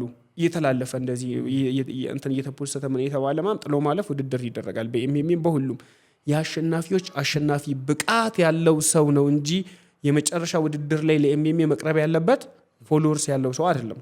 አሁን ግን እየሆነ ያለው ፎሎወርስ ባለውና የሆነ ቫይራል በሆነ ሆኗል። ይሄ ልክ አይደለም። ገብቷል። በችሎታችን ነው መውጣት ያለብን። እኔ ከዚህ በፊትም ብዙ ተናግሬያለሁኝ። ምን ብያለሁኝ? በችሎታ ይሁን በብቃት ይሁን ጥሎ ማለፍ ይኑረው። ገብቷል። ስለዚህ የሚያወጣን ችሎታችን ነው። አይ ጥሩ። እንግዲህ አሪፍ ቆይታ እያደረግን ያለ ነው ከአዳኙ ጋር። አንዲት ሴት 2 ትሆንብኛለች አልክ። ምን ማለት ነው? አንድ ሴት 2 የምትሆነው እንዴት ነው? ኦኬ ልጇ ነው ወይስ አንድ ሴት 2 ትሆንብኛለች? ስለ አሁን ላይ ስለ ኮስሞቲክስ ላወራህ ነው። እሺ። እንደውም አንዳንድ ቲክቶክ ቪዲዮዎች ላይ ካየክ በቃ የሆነ ከጦጣ ትንሽ መለስ የምትል ሴት ልክ ሜካፕ ምናምን አድርገውላት ምገርም ሴት ስትሆን ታያለህ ማለት ነው። እያየክ እዛው አዎ። እና ያንታይና ዋው ብለህ ምናምን ነገር በቃ የኔ ቆንጆ ምናምን ብለህ እንዲህ ምናምን ብለህ ተጠብሳታለህ። ከዛ በኋላ ጠዋት ላይ ስታያት ሌላ ናት። ከዛ በኋላ አንቱ ማዘር ምን ሆኖ ነው ምናምን ነገር እንትን የማታዋ ልጅ ምናምን ስትል ገብቷል። እና በቃ ኦሪጂናል ውበት ሴቶች ጋር ጠፍቷል። ትክክለኛ ውበት በቃ የሆነ ሪል በቃ የሆነ ፈጣሪ የፈጠረው ውበት የለም። እና ሁለት ሴቶች ነው አንድ ሴት ሁለት ሴት ነው የምትመስለው። ጠዋት ላይ ስታያት ሌላ ናት፣ ማታ ስታያት ሌላ ናት። ድንገት ሌሊት ከተገናኛችሁ ሌላ ናት ምናምንና ሶስተኛ ስለ ሜካፑ ሲለቅ እንትን ስትል ሂውማን ሄሯ ሲነሳ መላጣዋ ሲያበራ ምናምን እና እንደዛ ሁለት ነው የሚመስሉኝና ትክክለኛ እንትን ምን እንደሆነ ታውቃለህ? የሴት ልጅ አንድ ማጌጫ የሆነ የሚገርም እንትን አለ። አሚጋው ብዙ ይሄ ሜካፕ አለ፣ ቻፕስቲክ፣ ሊፕስቲክ፣ ሂና ምናምን ይጠቀማሉ አይደለ? ከነሱ የሚበልጥ ሴት ልጅ በጣም ውብ የሚያደርጋት አንድ ነገር አለ፣ መዋቢያ። ምንድነው? ምን እንደሆነ ታውቃለህ? እሱም ሪል ውበት ነው የሚሰጣቸው። የሚያያቸውም ሰው ለስሜቱ ሳይሆን ለህይወቱ ነው የሚፈልጋቸው ያንን መዋቢያ ሲጠቀሙት። እሱም አንድና አንድ ሂጃብ፣ አንድና አንድ ነጠላና ቀሚስ ነው። ሴት ልጅ ልብ ብላ ይታታል። ነጠላዋን አርጋ ቀሚሷን አርጋ ምናምን መጽሐፍ ቅዱሳዊ ቤተክርስቲያን ስትሄድ ያላት ውበት አስበኳል። ሂጃቧን አድርጋ እንትኗን ለብሳ ምናምን ነገር በቃ የሆነ ክብሯን ጠብቃ ያላትን ውበት አይተኳል። እሷን የሚያያት ወንድ በአእምሮ የሚመጣው ጨዋነቷ፣ ከሷ ጋር ተጋብቶ ልጆች ወልዶ በምን አይነት ስነ ስርዓት እንደሚያሳድግ ነው የሚመጣለት። ነገር ግን እዚህ ጋር ብርቷን እያሳየች አጭር እንትን ለብሳ ጸጉሯን ለቃ ተኳኩላ ፏ ብላ ስትወጣ ደግሞ ሲያያት በአእምሮ የሚመጣው ምን እንደሆነ ታውቃለህ? አቦ በቃ ከዚች ጋር ዛሬ ፏ ብንል አብሬ አባደር አቦ ፓ ምናምን ነው ጉዳዩ። የምን ይሆናል? አብሮ የማደርና አብሮ የማርጀት ነው። ገብቷል? ትክክለኛ ውበት በሂጃቧ ስታጌጥ አብሯት ስለማርጀት አብሯት ስለመሞት ነው የሚያስበው። እሷን ስለማክበር ስለማንገስ ነው የሚያስበው። ልክ ደግሞ እንደዚህ በዚህ ደግሞ ምናምን እንዲተበጣጣ ስመጣ ወንዶች ደግሞ ሴቶችም ደግሞ የሚሉት ወንዶች ይወዳሉ ያልተቀባባች ሂማኔር የሌላት ምናምን የሌላትን ሴት የምትሸፋፈን ሴት አይፈልጉም ብለው የሚያስቡም አሉ። ሴቶች በሁለት አይነት መንገድ ነው የሚፈልጉት እንዳልኩክ። እንደዚህ ተገላልጣ ስመጣ ለአዳር ነው። ተሸፋፍና ክብሯን ጠብቃ ስትመጣ ደግሞ ለትዳር ነው። ምርጫው የሴቷ ነው። በቀን እንዲህ ተገላልጣ ልዩነቱ ራሱ ተኳኩላ ምን ብላ ፏ ብላ ስትወጣ 100 ሰው ነው የሚለክፋት። እንዲህ ደግሞ ተሸፋፍና ምናምን ደግሞ ስትመጣ አንድ ሰው ራሱ አይለክፋትም። የሚያያት ግን አለ። በቃ ደስ ስትል ይላል ሲያያት ራሱ ማለት ነው። ወንድ ልጅ ማግባት የሚፈልገው እመነኝ እንደዚች አይነቷን ነው። ስነ ስርዓት ያላትን አምላኳ የምትፈራ። ግን እኮ አስቸገረ እኮ ጠዋት ጠዋት በመዝሙር ማታ ማታ እና ማታ ማታ በሚለው እየሰሩ አስቸገሩ እኮ። እሱ ሶሻል ሚዲያ ላይ ነው። ሪል ላይፍ ላይ እኮ ታያታለህ። በአንድ ቀን አይታ አትወርቅም እኮ። ገብቷል? ስትወጣ ስትገባ ታያታለህ ማለት ነው። ገብቷል? ማታ በፒኪኒ ቀን ደግሞ በእንትን ከሆነ እሱ ከባድ ነው። እንደሱ አይነት ሴቶችን ደግሞ በጣም መጠንቀቅ። ፈጣሪ ከእንደዛ አይነት ሴቶች ይሰውረ። ገብቷል? የሆነ ቤተክርስቲያን አገልጋይ ጨዋ ምናምን የሚመስሉ ሴቶች ልክ ስቀርባቸው ደግሞ ምናምን በቃ ሀገር ያቀለጡ ምናምን አይነት የሆኑ እነዛ ሸዋጅ ሴቶች አሉ። ከነሱ ፈጣሪ ይጠብቀ እንጂ በቃ ሪል በቃ ፈጣሪዋ የምትፈራ ሴት በነጠላ ያጌጠች በጀለቢያ ያሸበረቀች ትክክለኛ ውበት ያለው እሷ ጋር ነው። ትክክለኛ ውብ ሴት። አንድ ወዳጅህን አገኘሁትና አንድ ነገር ነገረኝ። አሁን በጣም አግሬሲቭ ነው፣ ቁጡ ነው። አዲስን ወይም አዳኝን ስታየው ለዛ ነገር ደግሞ ባህሪው እንዲሆን ያደረገው ከእናቱ ጋር ያለው ታሪክ ነው። ያም ደግሞ ለእናቱ ከባድ ጥላቻ ነው ያለው አለኝ። እኔ ውሸት ነው አልኩት፣ ተከራከርኩት፣ ጠይቀዋለሁ አልኩኝ። ይህን እንኳን እዚህ ባታነሳው ደስ ይለኝ ነበረ። አይ ትክክለኛ እኔ ጋር ያው ቀጥታ ነው የምናወራው። ለዛ ሌሎችም ሰዎች ደግሞ ምንድን ነው የሚለውን ነገር እንዲረዱት ስለምፈልግ ማለት ነው። ኦኬ እሺ። ማለትም ባይነሳ ደስ ይለኝ ነበረ። ከተነሳ እንግዲህ እንትን ልመልስልህ። እኔ ሊገለኝ የመጣን ሰው ጠላቴ ማለት ነው ሊገለኝ የመጣን ሰው ድንገት እንኳን ሰርቫይቭ አድርጌ ብተርፍ ሊቅር ልለው እችላለሁ፣ ወይም ደግሞ እንትን ልል እችላለሁ። መልሼ ልወደው ከዛ በኋላ በሚያሳየኝ እንትን መልሼ ልወደው እችላለሁ፣ ላልቀየመው እችላለሁ። እናቴን ግን ይቅር ልላት አልችልም እና ልወዳት አልችልም። እንዴ ምን ማለት ነው? እናትህ ወልዳ 9 ወር መከራ በልታ ጡቷን አጥብታ አሳድጋህ ከዛም የመጀመሪያው ኢትዮጵያ ልትሆን ትችላለህ። እኔ እንግዲህ በብዙ እንስሳ እንኳን ለእናታቸው ያላቸውን ፍቅር አውቃለሁ። ስለዚህ እንዴት ነው አንተ እናትህን በዚህ ልክ ደረጃ ልጠላ የምትችለውና ይቅርታ ላታደርግ የምትችልበት ምክንያት? እናትነት ማለት ምን ማለት ነው? እናትነትማ እናትነት ነው። ምን ታብራራዋለህ? ራሱ በእናትነት ኦኬ። እናትነት ማለት ለአንተ የመጨረሻ ኮንፊደንስህ ማለት ናት። እንደውም ማዘርታንግ ይባላል። ከቋንቋ ጀምሮ አበላልህ ጀምሮ ለአንተ ዋጋ መክፈል፣ ከአንተ ጋር አብራ መሰደድ፣ ደስታ የሚያስደስታት፣ ሀዘንህ የሚያሳዝናት፣ ሁሉ ነገርን የምትካፈል፣ ከመጸነስ ጀምሮ ምግብ የምትበላባት፣ ጡቷን የምታጠባ፣ ለልጆቿ ብላ ዋጋ የምትከፍል ነች ናት። በጣም ጥሩ። እናት ማለት እሷ ናት። የኔ እናትስ እኮ ያንተም እናት ከዚህ ውጭ ምንም ጸንሳ 9 ወር መከራ ከፍላ ከዛ ደግሞ ቢሃይንድ ሰዘሲን አንተ የማታውቀው ብዙ ነገር አልፎባል። እኔ እናቴ መሆኗን ራሱ ለማረጋገጥ እኔ እንጂ አይዶ ነው ብቻ ሌላ እንትን ውስጥ እንትን ማለት አልፈልግም። እና ለመወደድ በመጀመሪያ እናትህ እናት ሆና መገኘት መቻል አለባት። ቀድሚያ እሷ ናት እናት ሆና መገኘት ያለባት። ከዛ በኋላ አንተ ልጅ ሆነህ ትገኛለህ። የሚቀድመው ግን የእሷ ነው። እሷ የሰጠችህን ነው አንተ የምታንጸባርቀው እኮ። እሷማ እናት ሆነች፣ በቃ ወለደች እኮ። መውለድ ብቻውን እናትነት ነው እንዴ? ምን እንዳለ በእርግዝናዋ ይኸውልህ፣ ሴት ልጅ ያምራታል። ስታረግዝ ብዙ ነገር አለ፣ ብዙ ዋጋ፣ መታመም፣ ጎኗን እግሯ ማበጥ አለ። በጣም ብዙ ዋጋ ከፍላለች እንጂ ያንን ዋጋ መክፈሏን እኔ አላውቅም። እኔ ግን የማውቀው እኔ ለእሷ ዋጋ መክፈሌን ካደግኩኝ በኋላ በህይወቴ ካሉ መጥፎ ጠባሳዎች ውስጥ አንዱ እናቴ የጣለችብኝ ጠባሳ ነው እኮ። ምንድን ነው እዚያ ያደረሰ ከእናትህ ጋር? ታሪኩን እንስማው፣ እኔም ተመልካቾችም እንስማው እስቲ። እሺ፣ ከዛ በኋላ አንተ ፍረድ። እሺ፣ ምንድን ነው እዚያ ያደረሰ? ወይ ደግሞ ተመልካቾችም ይፈርዳሉ። እሺ፣ መጥላቴ ስህተት ከሆነ ስህተት ነው ብዬ ለማስተካከል ሞከራለኝ። ግን የፈለገ ነገር ቢመጣ እኔ እሷን መልሼ እንደ እናት ማሰብ አልችልም በታምር። የሆነ እናት ብዬ መቀበሉን ራሱ ይከብደኛል አሁን ላይ። በመጀመሪያ ታሪኩን አሳጠረ ልንገርህ። እኔ ሙሉ በሙሉ ከቤተሰብ ጋር በቃ ሙሉ ሆል ላይፌን የኖርኩት እስከ 14 ዓመቴ ነው። ገብቷል። ከዛ በኋላ ኑሬን በቃ በራሴ መንገድ ነው የኖርኩት። እናቴን በመልክ ራሱ አላቃትም ነበረ። በመልክ ራሱ ነጭውን ጥቁር ምናምን፣ ግን ዝም ብዬ በአይምሮዬ ስላታለኝ እንዲህ የሆነ ጠየም ረጅም ምናምን አይነት ሴት ምናምን ዝም ብዬ እስልና እናፍቃታለኝ። እና አያቶቼን ሁሌ ከማስቸገርበት ምክንያት አንዱ ከቤት የምጠፋበት ምናምን ምክንያት አንዱ እናቴን ፍለጋ ነው። ሁሌ የሚከፋኝ ነበረ። ትምህርት ቤት ስንሄድ ትምህርት ቤት ምናምን የሆነ ወላጅ ሲባል እናትና አባቶቻቸው በቃ ልጆቻቸው መሀል አድርገው ግራና ቀኝ እጃቸውን ይዘው ሲሄዱ ሳይ በጣም ይከፋኝ ነበረ። አባቴ 8 ዓመቴ ነው የሞተው ማለት ነው። እሱን አልጠላውምም ልወደውምም አልችልም። ገብቷል። ምንም ፍቅሩንም ጥላቻውንም ስለማላውቅ እሷም እንደሱ ብትሆንልኝ ደስ ይለኝ ነበረ። እንደውም ባላውቃት ገብቷል። አልጠላትም ነበር ቢያንስ። እና በጣም በጣም እመኛት ነበረ፣ በጣም እፈልግ ነበረ።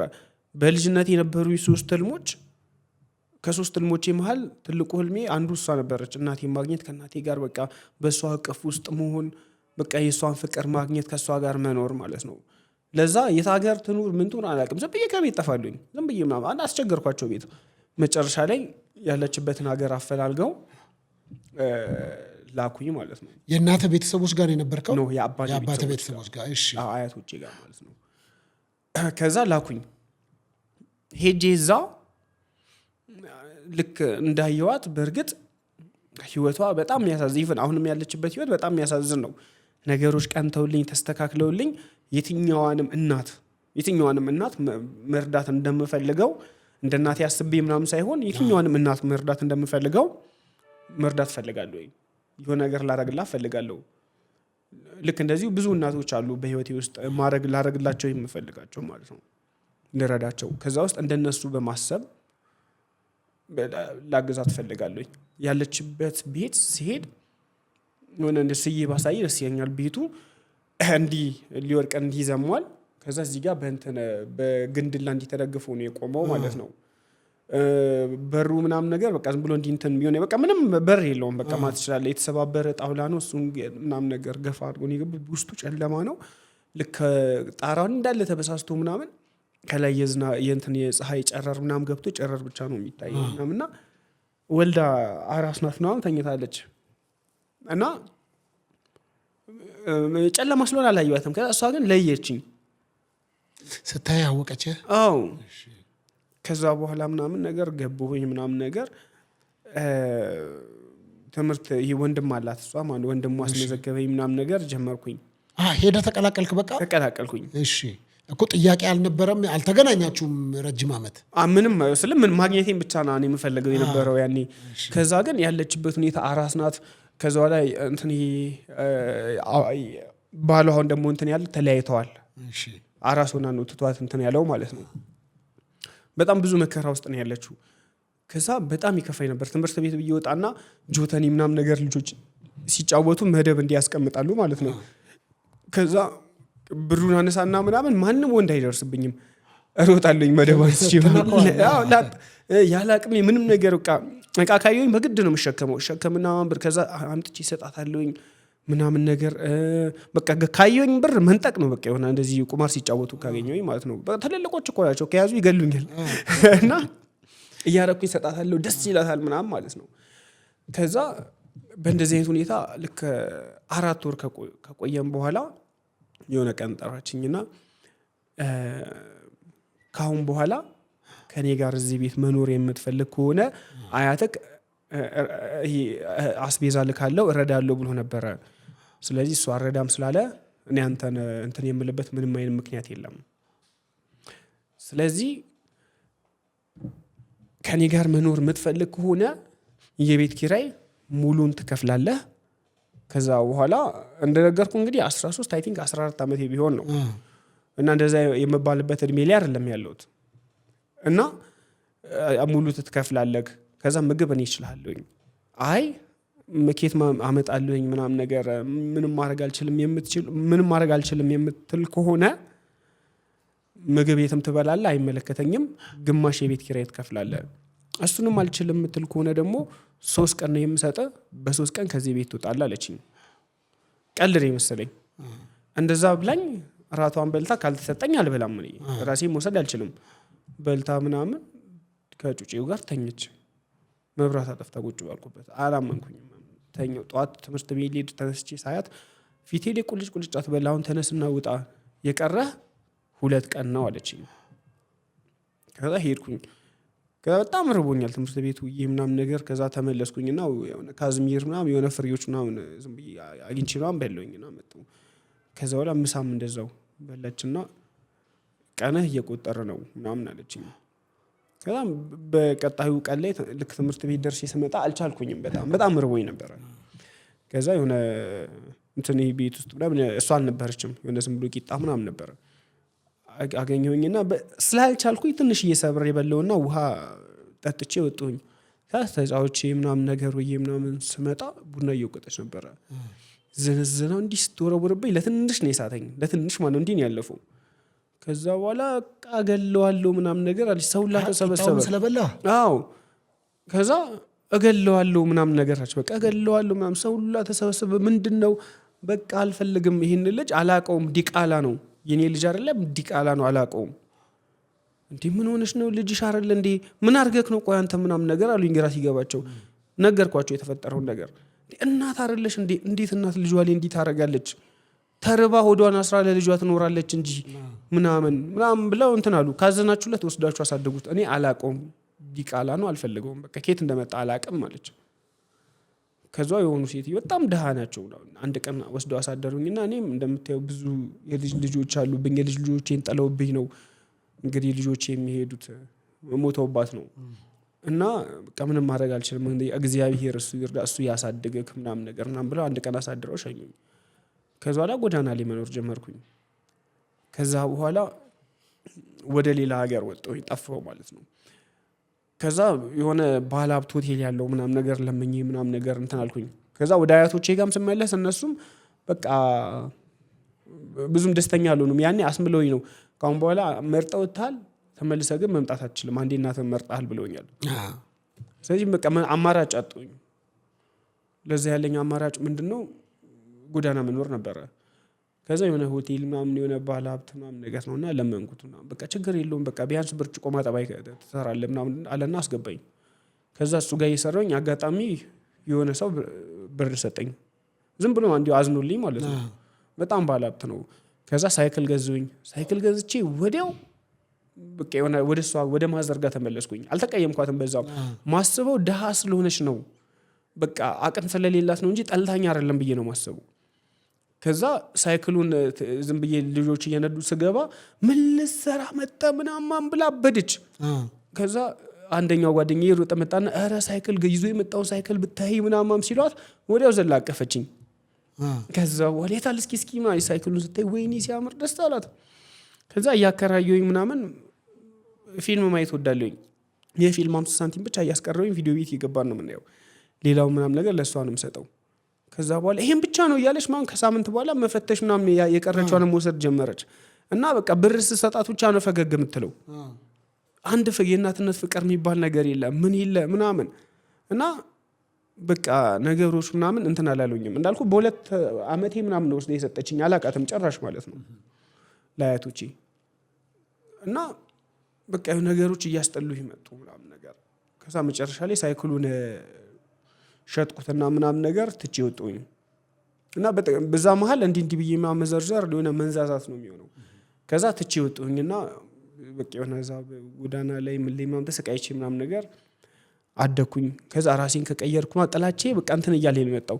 እና እንዴት እናት አትጠላም እንዴት እናትን ትጠላለህ ተው የልጅነት አይምሮ ሊሆን ይችላል ሂድ ዝም ብለክ ምናምን እስኪ እያት ምናምን አለኝና የሆነ ሰው በግድ ምናምን ነገር ይዞኝ ሄደ ከዛ ሄድኩኝ ከዛ ልክ እንዳየችኝ ምናምን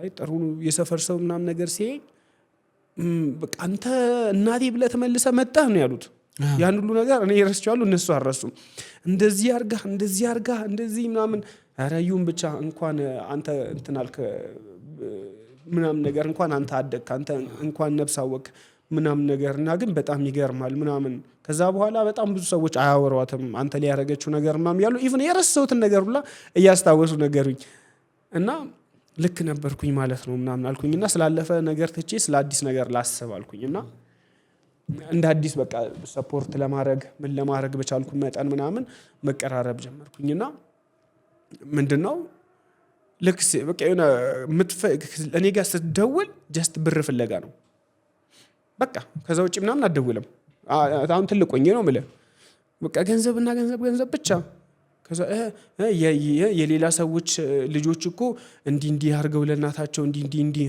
አንተ ግን ምናምን ነገር ትላሽ ማለት ነው እሺ ምን ፈለ እንዲህ ስራ ልጀምር ነበረ እሺ ምን አይለው እንዲህ ልካለኝ ደርሶኛል እንኳን የለም ከዛ በዛው ቻው ከዛ በኋላ ከ15 ቀን ከ20 ቀን ወይ ከወር በኋላ ትደውላለች እንዲህ ከዛ በኋላ አሁን ትንሽዬዋ 13 አመቷ ነው መሰለኝ ሲስተር አለች ከዛ እሷ ታማ ትላለች ከዛ በኋላ በሌላ ሰው ሳጣራ አልታመመችም ከዛ በኋላ ልካለኝ ከዛ በኋላ ያንተ ተከታይ ያለ እሱ እንዲመስታወት ሰብሮ እንዲያርጉ ምናምን ታስሮ ነው ያለው ልካለኝ ሳጣራ አልታሰረም እንዲያርጉ ምናምን ነገር ያሽ በቃ ለገንዘብ ብቻና ብቻ ማን ነው ከዛ መንጃ ፍቃድ አውጣለት ምናምን ብላ ታስልከኛለች ልካለኝ ከዛ መንጃ ፍቃድ አውጥቼለታለሁ አለች አስመዝግቤዋለሁ እንዲያርጌ ተባረክ ምናምን ትለኛለች ከዛ ልጁን ቼክ ሳረግ የሚያውቀው ነገር የለም ጭራሽ ስለብሩም ስለመንጃ ፍቃዱም ስለምኑም ምንም ነገር ከዛ በኋላ እንዴት ታረጋለሽ ምናምን ቢያንስ እኔም በድለሽኛል እኔ በራሴ እግዚአብሔር አሳድጎኛል እንዴት ሌላ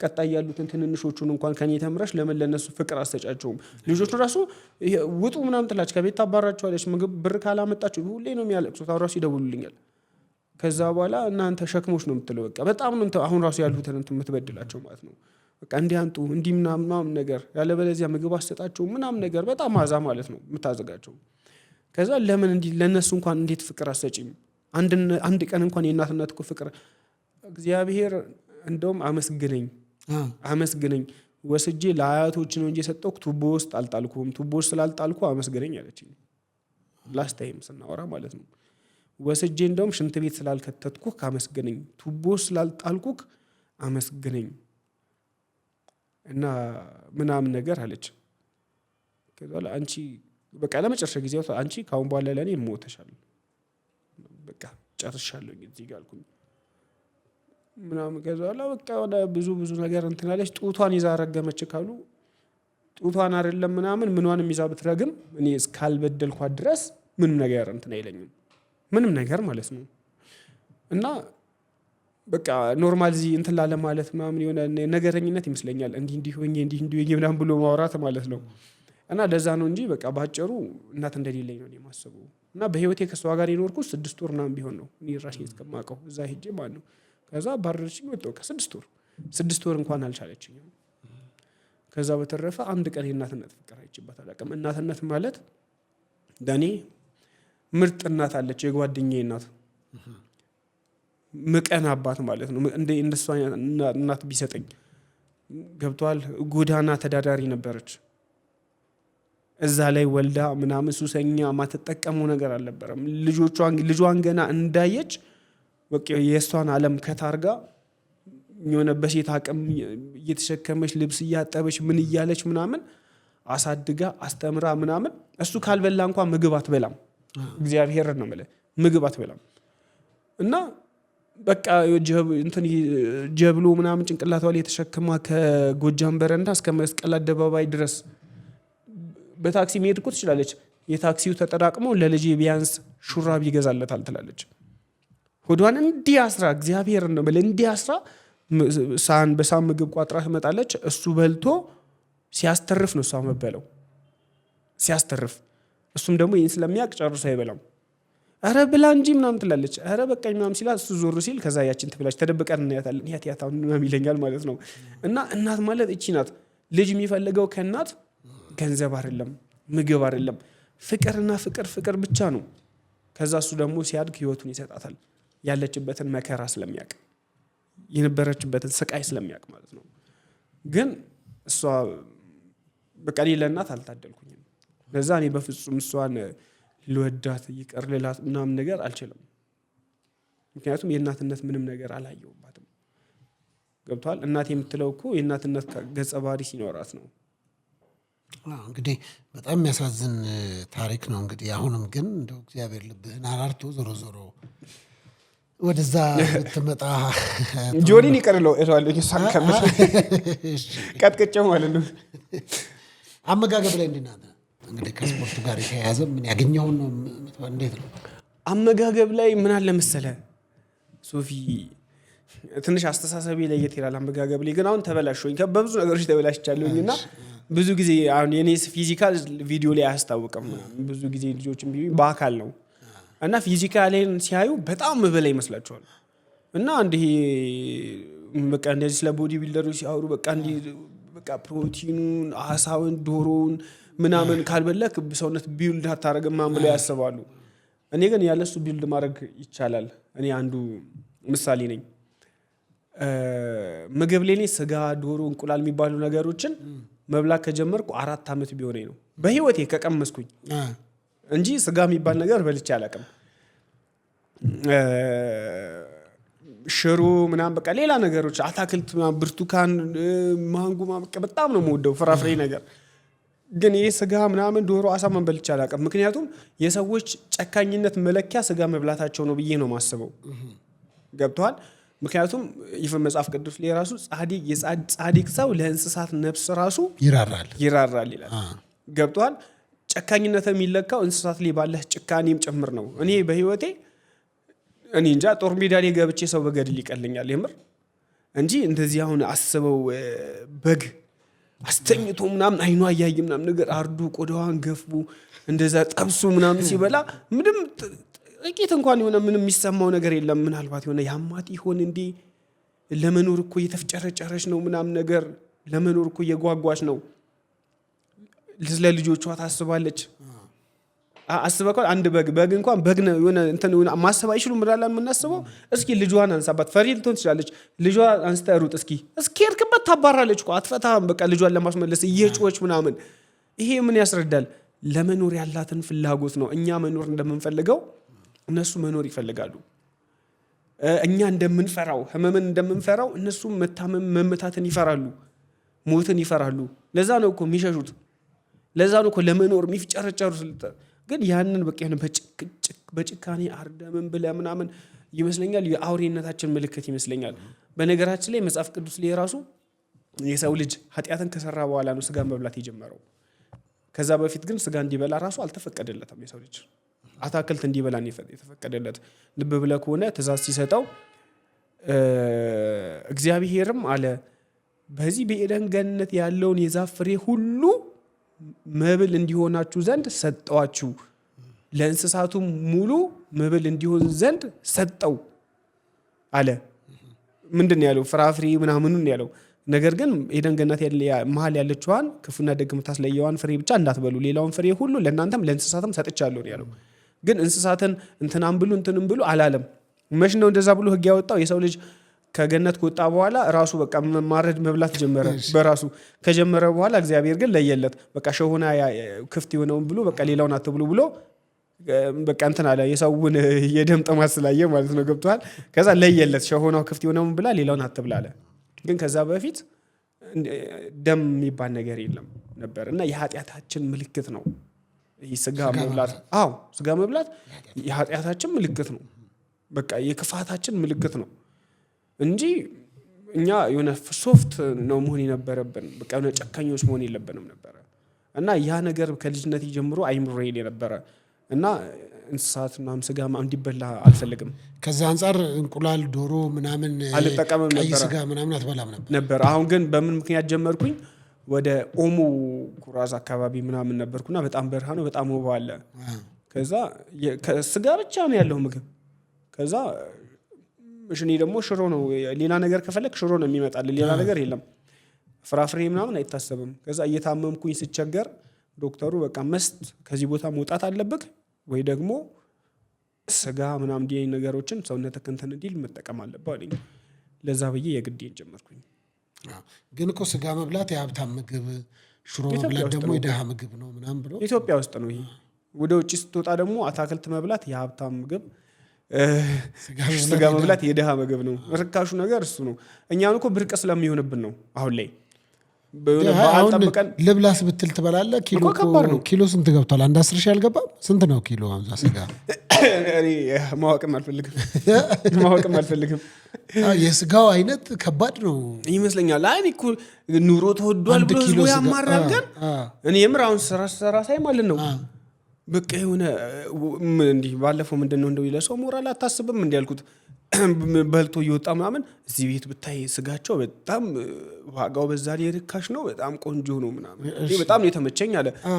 ከዛ በኋላ አይ አሪፍ ነው ምናምን። ስንት ነው ግን ኪሎ ላለኝ 6500 ብር ነው ምናምን ነው አንድ ኪሎ ዋጋው በጣም ቆንጆ ነው ምናምን ነገር አለ። ዋጋው መጥፎ ነው የሚባለው ስንት ሲሆን ነው እንዴ? አስበው። እኔ እኮ 6000 ምናምን ብር ለመስራት የሆነ የነዳጅ አለ የምናምን አለ። ስንት ለፍቼ ነው ማገኘው? አንድ ድሃ አባት ደግሞ 3 እና 4 5 ልጆችን የሚያሳድግ ወር ሙሉ ጠብቆ ራሱ አያገኝም። አሁን ላይ እኮ በአሁን ጊዜ ራሱ እኮ 4000 ብር የሚተከፈላቸው የሚጠብቁ ጥበቃ የሚሰሩ እኮ አሉ። 4000 ብር 3500 የሚከፈላቸው አሉ። ለነሱ ይሄ ማለት ምን ማለት ነው? እስኪ አስበው። አንዱ ሰው ለምሳ 6500 ብር ስጋ በቃ ገብቷ 6000 እኮ የስጋ ብቻ እኮ 6500 ብር። ከዛ በኋላ መጠጡ አለ ምን አለ ምናምን ነገር ስትል ከፍ ይላል። እና አንዳንዴ እኔ ሀበሻ በጣም ይገርመኛል። አሁን አንድ ቤት ገብቶ 6500 ብር ለስጋ ከፍሎ ቲፕ ደግሞ 200 ብር ሲሰጥ ምንም አይመስለውም። አንድ ግን ምስኪን ደካማ እናት ሽንኩርት 3 መደብ ሽንኩርት ይዘው ስንት ነው ሲላቸው ኪሎ 60 ብር ነው ምናምን ነገር ቢሉት እንዴ ማዘር ምን ሆኖ 40 ብር አይደል እንዴ ምናምን ነገር ብሎ ይከራከራል። ገብቷል። እነዛ ሴትዮ እኮ ያቺን እንትን ብለው ሽጣው ምናምን ነገር ወደ ቤት ሆነች ነገር ለልጃቸው ቋጥረው ለመግባት ነው የሚበላው ወዳቸው ለመብላት። ገብቷል። እዚህ ጋር መጥቶ 6000 እና 10000 ብር ሲያወጣ ምንም ያልመሰለው እዛ ጋር ላሉት እናት ግን ገብቷል 1 ኪሎ ሽንኩርት 60 ብር ለመግዛት ይከራከራል። ቢሆን እኮ ግን ማለት ነው ሱፐርማርኬት ገብቶ እንደዚህ በውድ እንትኖችን ከመግዛት ምናምን ይልቅ እነዚህን እናት 60 ብር ሲሉት 100 ብር ሰጥቶ ቢገዛቸው ለነብሱ ራሱ ጽድቅ ነው። ገብቷል። ሰውን ከማገዝ በላይ ደካሞችን ከማገዝ በላይ ምን አለ? አንደኛ ተጠቅሞ በነፃ ረድቷቸው አይደለም ተጠቅሞ ነው ገዝቶ ነው። ግን አንዳንዴ የሆነ ትንሽ ቦታ ስትገኝ በጣም ከባድ ነው። ያቺ ሽንኩርት እኮ ምናምን ትልቅ ሱፐር ማርኬት ላይ ስገባ ምንም ሳይመስልክ ኢቨን ቲፕ ለቀሁላ ምናምን እኮ በ100 ምናምን ብር ትገዛዋለህ። ግን ቦታው እንትን ብሎ ደካማ ሰው ጋር ስለተገኘ ብቻ ትከራከራለህ። ኧረ 10 ብር ቀንሱ እንዴ ምናምን ነገር ትላለህ። እና የሆነ ፌር አይደለም አንዳንድ ነገር ብቻ ማለት ነው። አንዳንዱ ለመብላት ሽሮ ለመብላት በልቶ ለማደር ከብዶታል። አንዳንዱ ደግሞ የ100 ምናምን ሚሊዮን ብር መኪና ይዞብክ ያልፋል። አንተ ግን እኮ የ2,000 ብር ጫማ መግዛት ከብዶክ ከስር ሶሉ ተገንጥሎ ምናምን ግራ ገብቶ እየተራመድክ ነው። ተረዳኸኝ? እና ብቻ ህይወት ፌር አይደለችም። ለደካሞች ቦታ የላትም። ይቻለም ለጠንካሮች ነው እንግዲህ ምን ይደረጋል መሰለኝ። እንደው የተወሰነች ሀሳብ ትቀረኛለች፣ ግን ላንሳል። አንድ የሰይጣን ተራራ የሚባል ቦታ ላስታውስ። ፈማጽረይ ነው አይደለ? እዛ አካባቢ የሰይጣን ተራራ የሚባል ነው። ምንድን ነው ተራራው? መጀመሪያ እስኪ ያብራራል። የት አካባቢ የሚገኝ ነው ተራራው? ከዚህ በፊት ቪዲዮ ሰርች ነበር ቲክቶክ ቪዲዮ አይቼዋለሁ። እና ፋማጽሬ ይባላል። የሰይጣኑ ተራራ ነው። የሰይጣን ተራራ አሶሳ ነው ያለው። ከአሶሳ ከተማ 100 ምናምን ኪሎ ሜትር አይ ቲንክ ትሄዳለህ። ፋማጽሬ ተራራ ይባላል። ተራራው ሰይጣን አለበት ተብሎ ይታመናል። እሺ፣ ስለሱ ቪዲዮ እንደውም አብሮ የሚሰራ ሰው ፈልጌ አጥቶኝ ገብቷል። እኔ ልወጣ ከዛ በኋላ ግን ላይቭ እነሱ አይወጡም ተራራው ላይ ሊያስተላልፉ ማለት ነው። ምንድን ነው የሚባለው? ስለ ተራራው ምንድን ነው? ተራራው የወጣበት ሰው አይመለስም፣ ይሞታል። እዛ ላይ ከገባ ይሞታል። ከወጣ ሞተ ነው። ሬሳው ራሱ የት እንደገባ አይታወቅም። ተራራው በአመት አንዴ ሴቴና ወንዴ የሚባሉ ተራራ አሉ፣ ጎን ለጎን ናቸው። ተራራው ራሱ ቪዲዮ ላይ ታያይዘዋለ አለ እና ተራራው እንትን ይሄ አሞራዎች እየዞሩ ይጠብቁታል። ተራራውን ጫፍ ዋናውን ወንዴውን ማለት ነው። ስታየው ራሱ ያስፈራል ተራራው እና እየዞሩ ይጠብቁታል። አንድ ቅጠል እንኳን ከተራራው ላይ ተበጥሳ ብትወርቅ አሞራው ወርዶ ወደ ተራራው ይመልሳታል ይባላል። እዛ ወደ አሶሳ ያሉ ሰዎች ቤኒሻንጉል ያውቁታል ሁሉ። እዛም ሰርቶ የሚያቅሰው ያውቋል። እና ወደ ተራራው ላይ ተመልሰዋለች ይባላል ተብሎ ይታመናል። እና አሁንም ብትሄድ ቁራዎቹ አይቆሙም፣ አያርፉም፣ ይሽከረከራሉ። ተራራውን አናቱ ነው እንዲህ እየዞሩ ይጠብቃሉ። 360 ዲግሪ ይሽከረከራሉ እየዞሩ ማለት ነው። አያርፉም፣ እንትን አይሉም ማለት ነው። እና እዛ ተራራ ላይ ብዙ ነገር ተሞክሯል። ሊወጣ የወጣ ሰው ተመልሶ አያውቅም። ከዛ በኋላ ተከልክሏል። እዛ አካባቢ ላይ ያሉ ሰዎች አሉ፣ እንድትወጣ አይፈቀድልህም፣ ይመልሰዋል። ማንም አይፈቅድልህም፣ መውጣት አትችልም። እና እዛ ተራራ በአመት አንዴ ከወንዴው ተራራ ዘንዶ ይወጣል፣ ከሴቴ ተራራ ደግሞ አውሎ ነፋስ ይመጣና ይገናኙና የሆነ የሚያወሩት ነገር ይኖር አላክ። በዛ ሴቷም ወደ ሴቴ ተራራ ወደ ራሷ ተራራ ተመልሳ፣ ወንዱ ደግሞ ተመልሶ ወደ ራሱ ተራራ ይገባል። እና ተራራው ላይ ወርቅ አለ፣ በጣም ወርቅ አለ ተራራ። አዎ። እና ኢቭን ዝናብ ራሱ ሲዘንብ ለክረምት ከተራራው ላይ እያጠበ ይወርዳልና አካባቢ ላይ ያለ ሰው እታች ሲመጣለት እንደዛ ይጠቀማል ምናምን።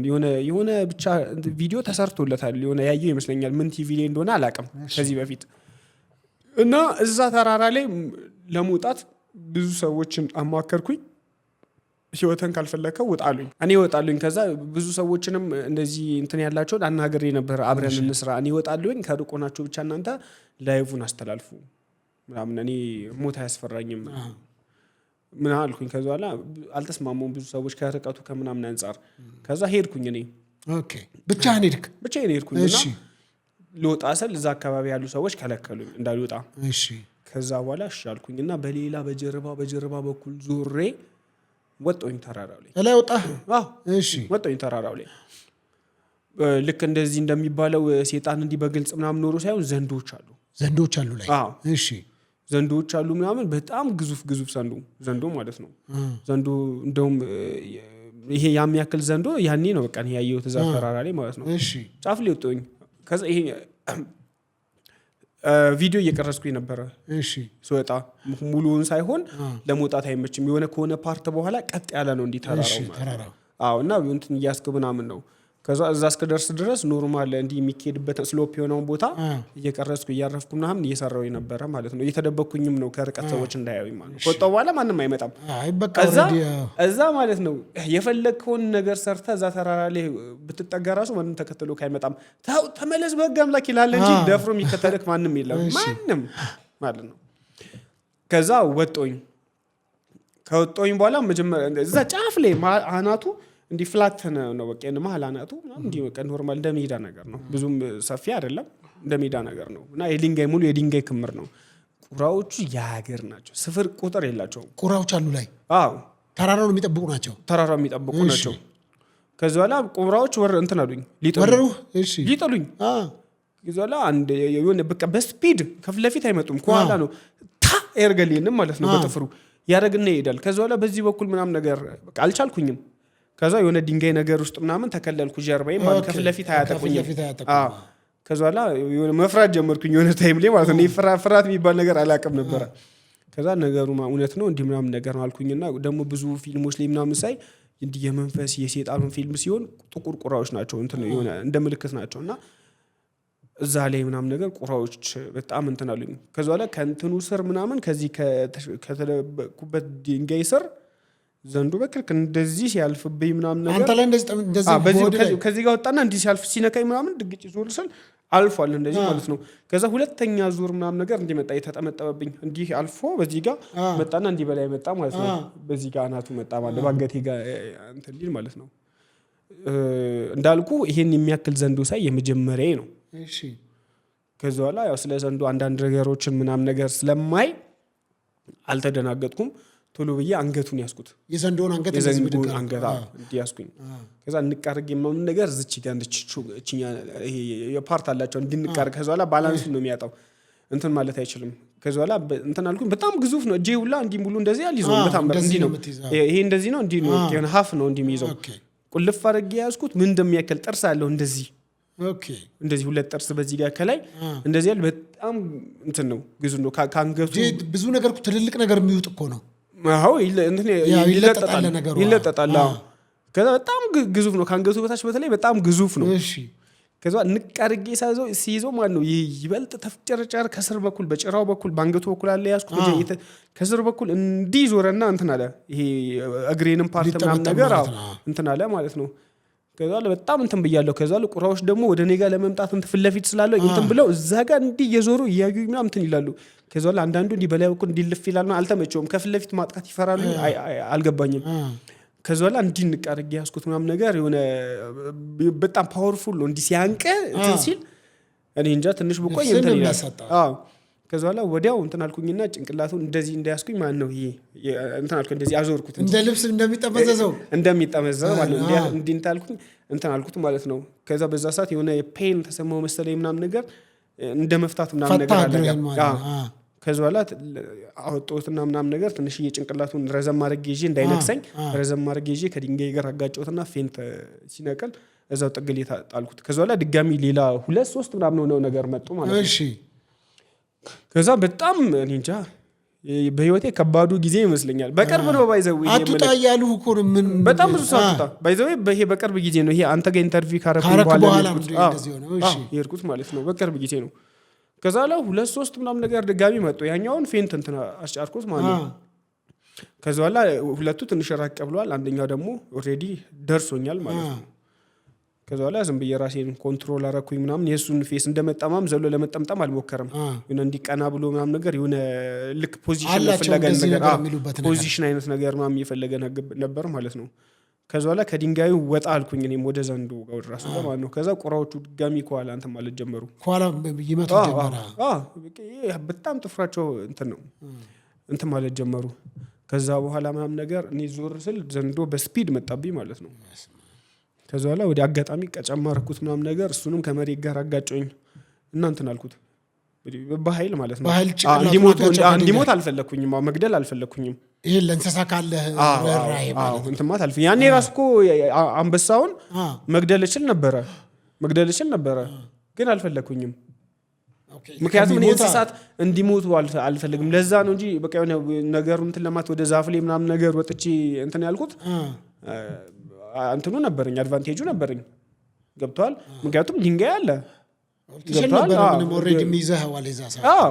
እንትን ቾክ አድርጌ ጃንቄ እንትን ብያለሁ። ከዛ ሰዓት እኮ ድንጋይ አንስቼ ምናምን ነገር አናቱን እንትን ማች ስፓርት ነው የጭንቅላታቸው እንትን ማለት እችላለሁኝ።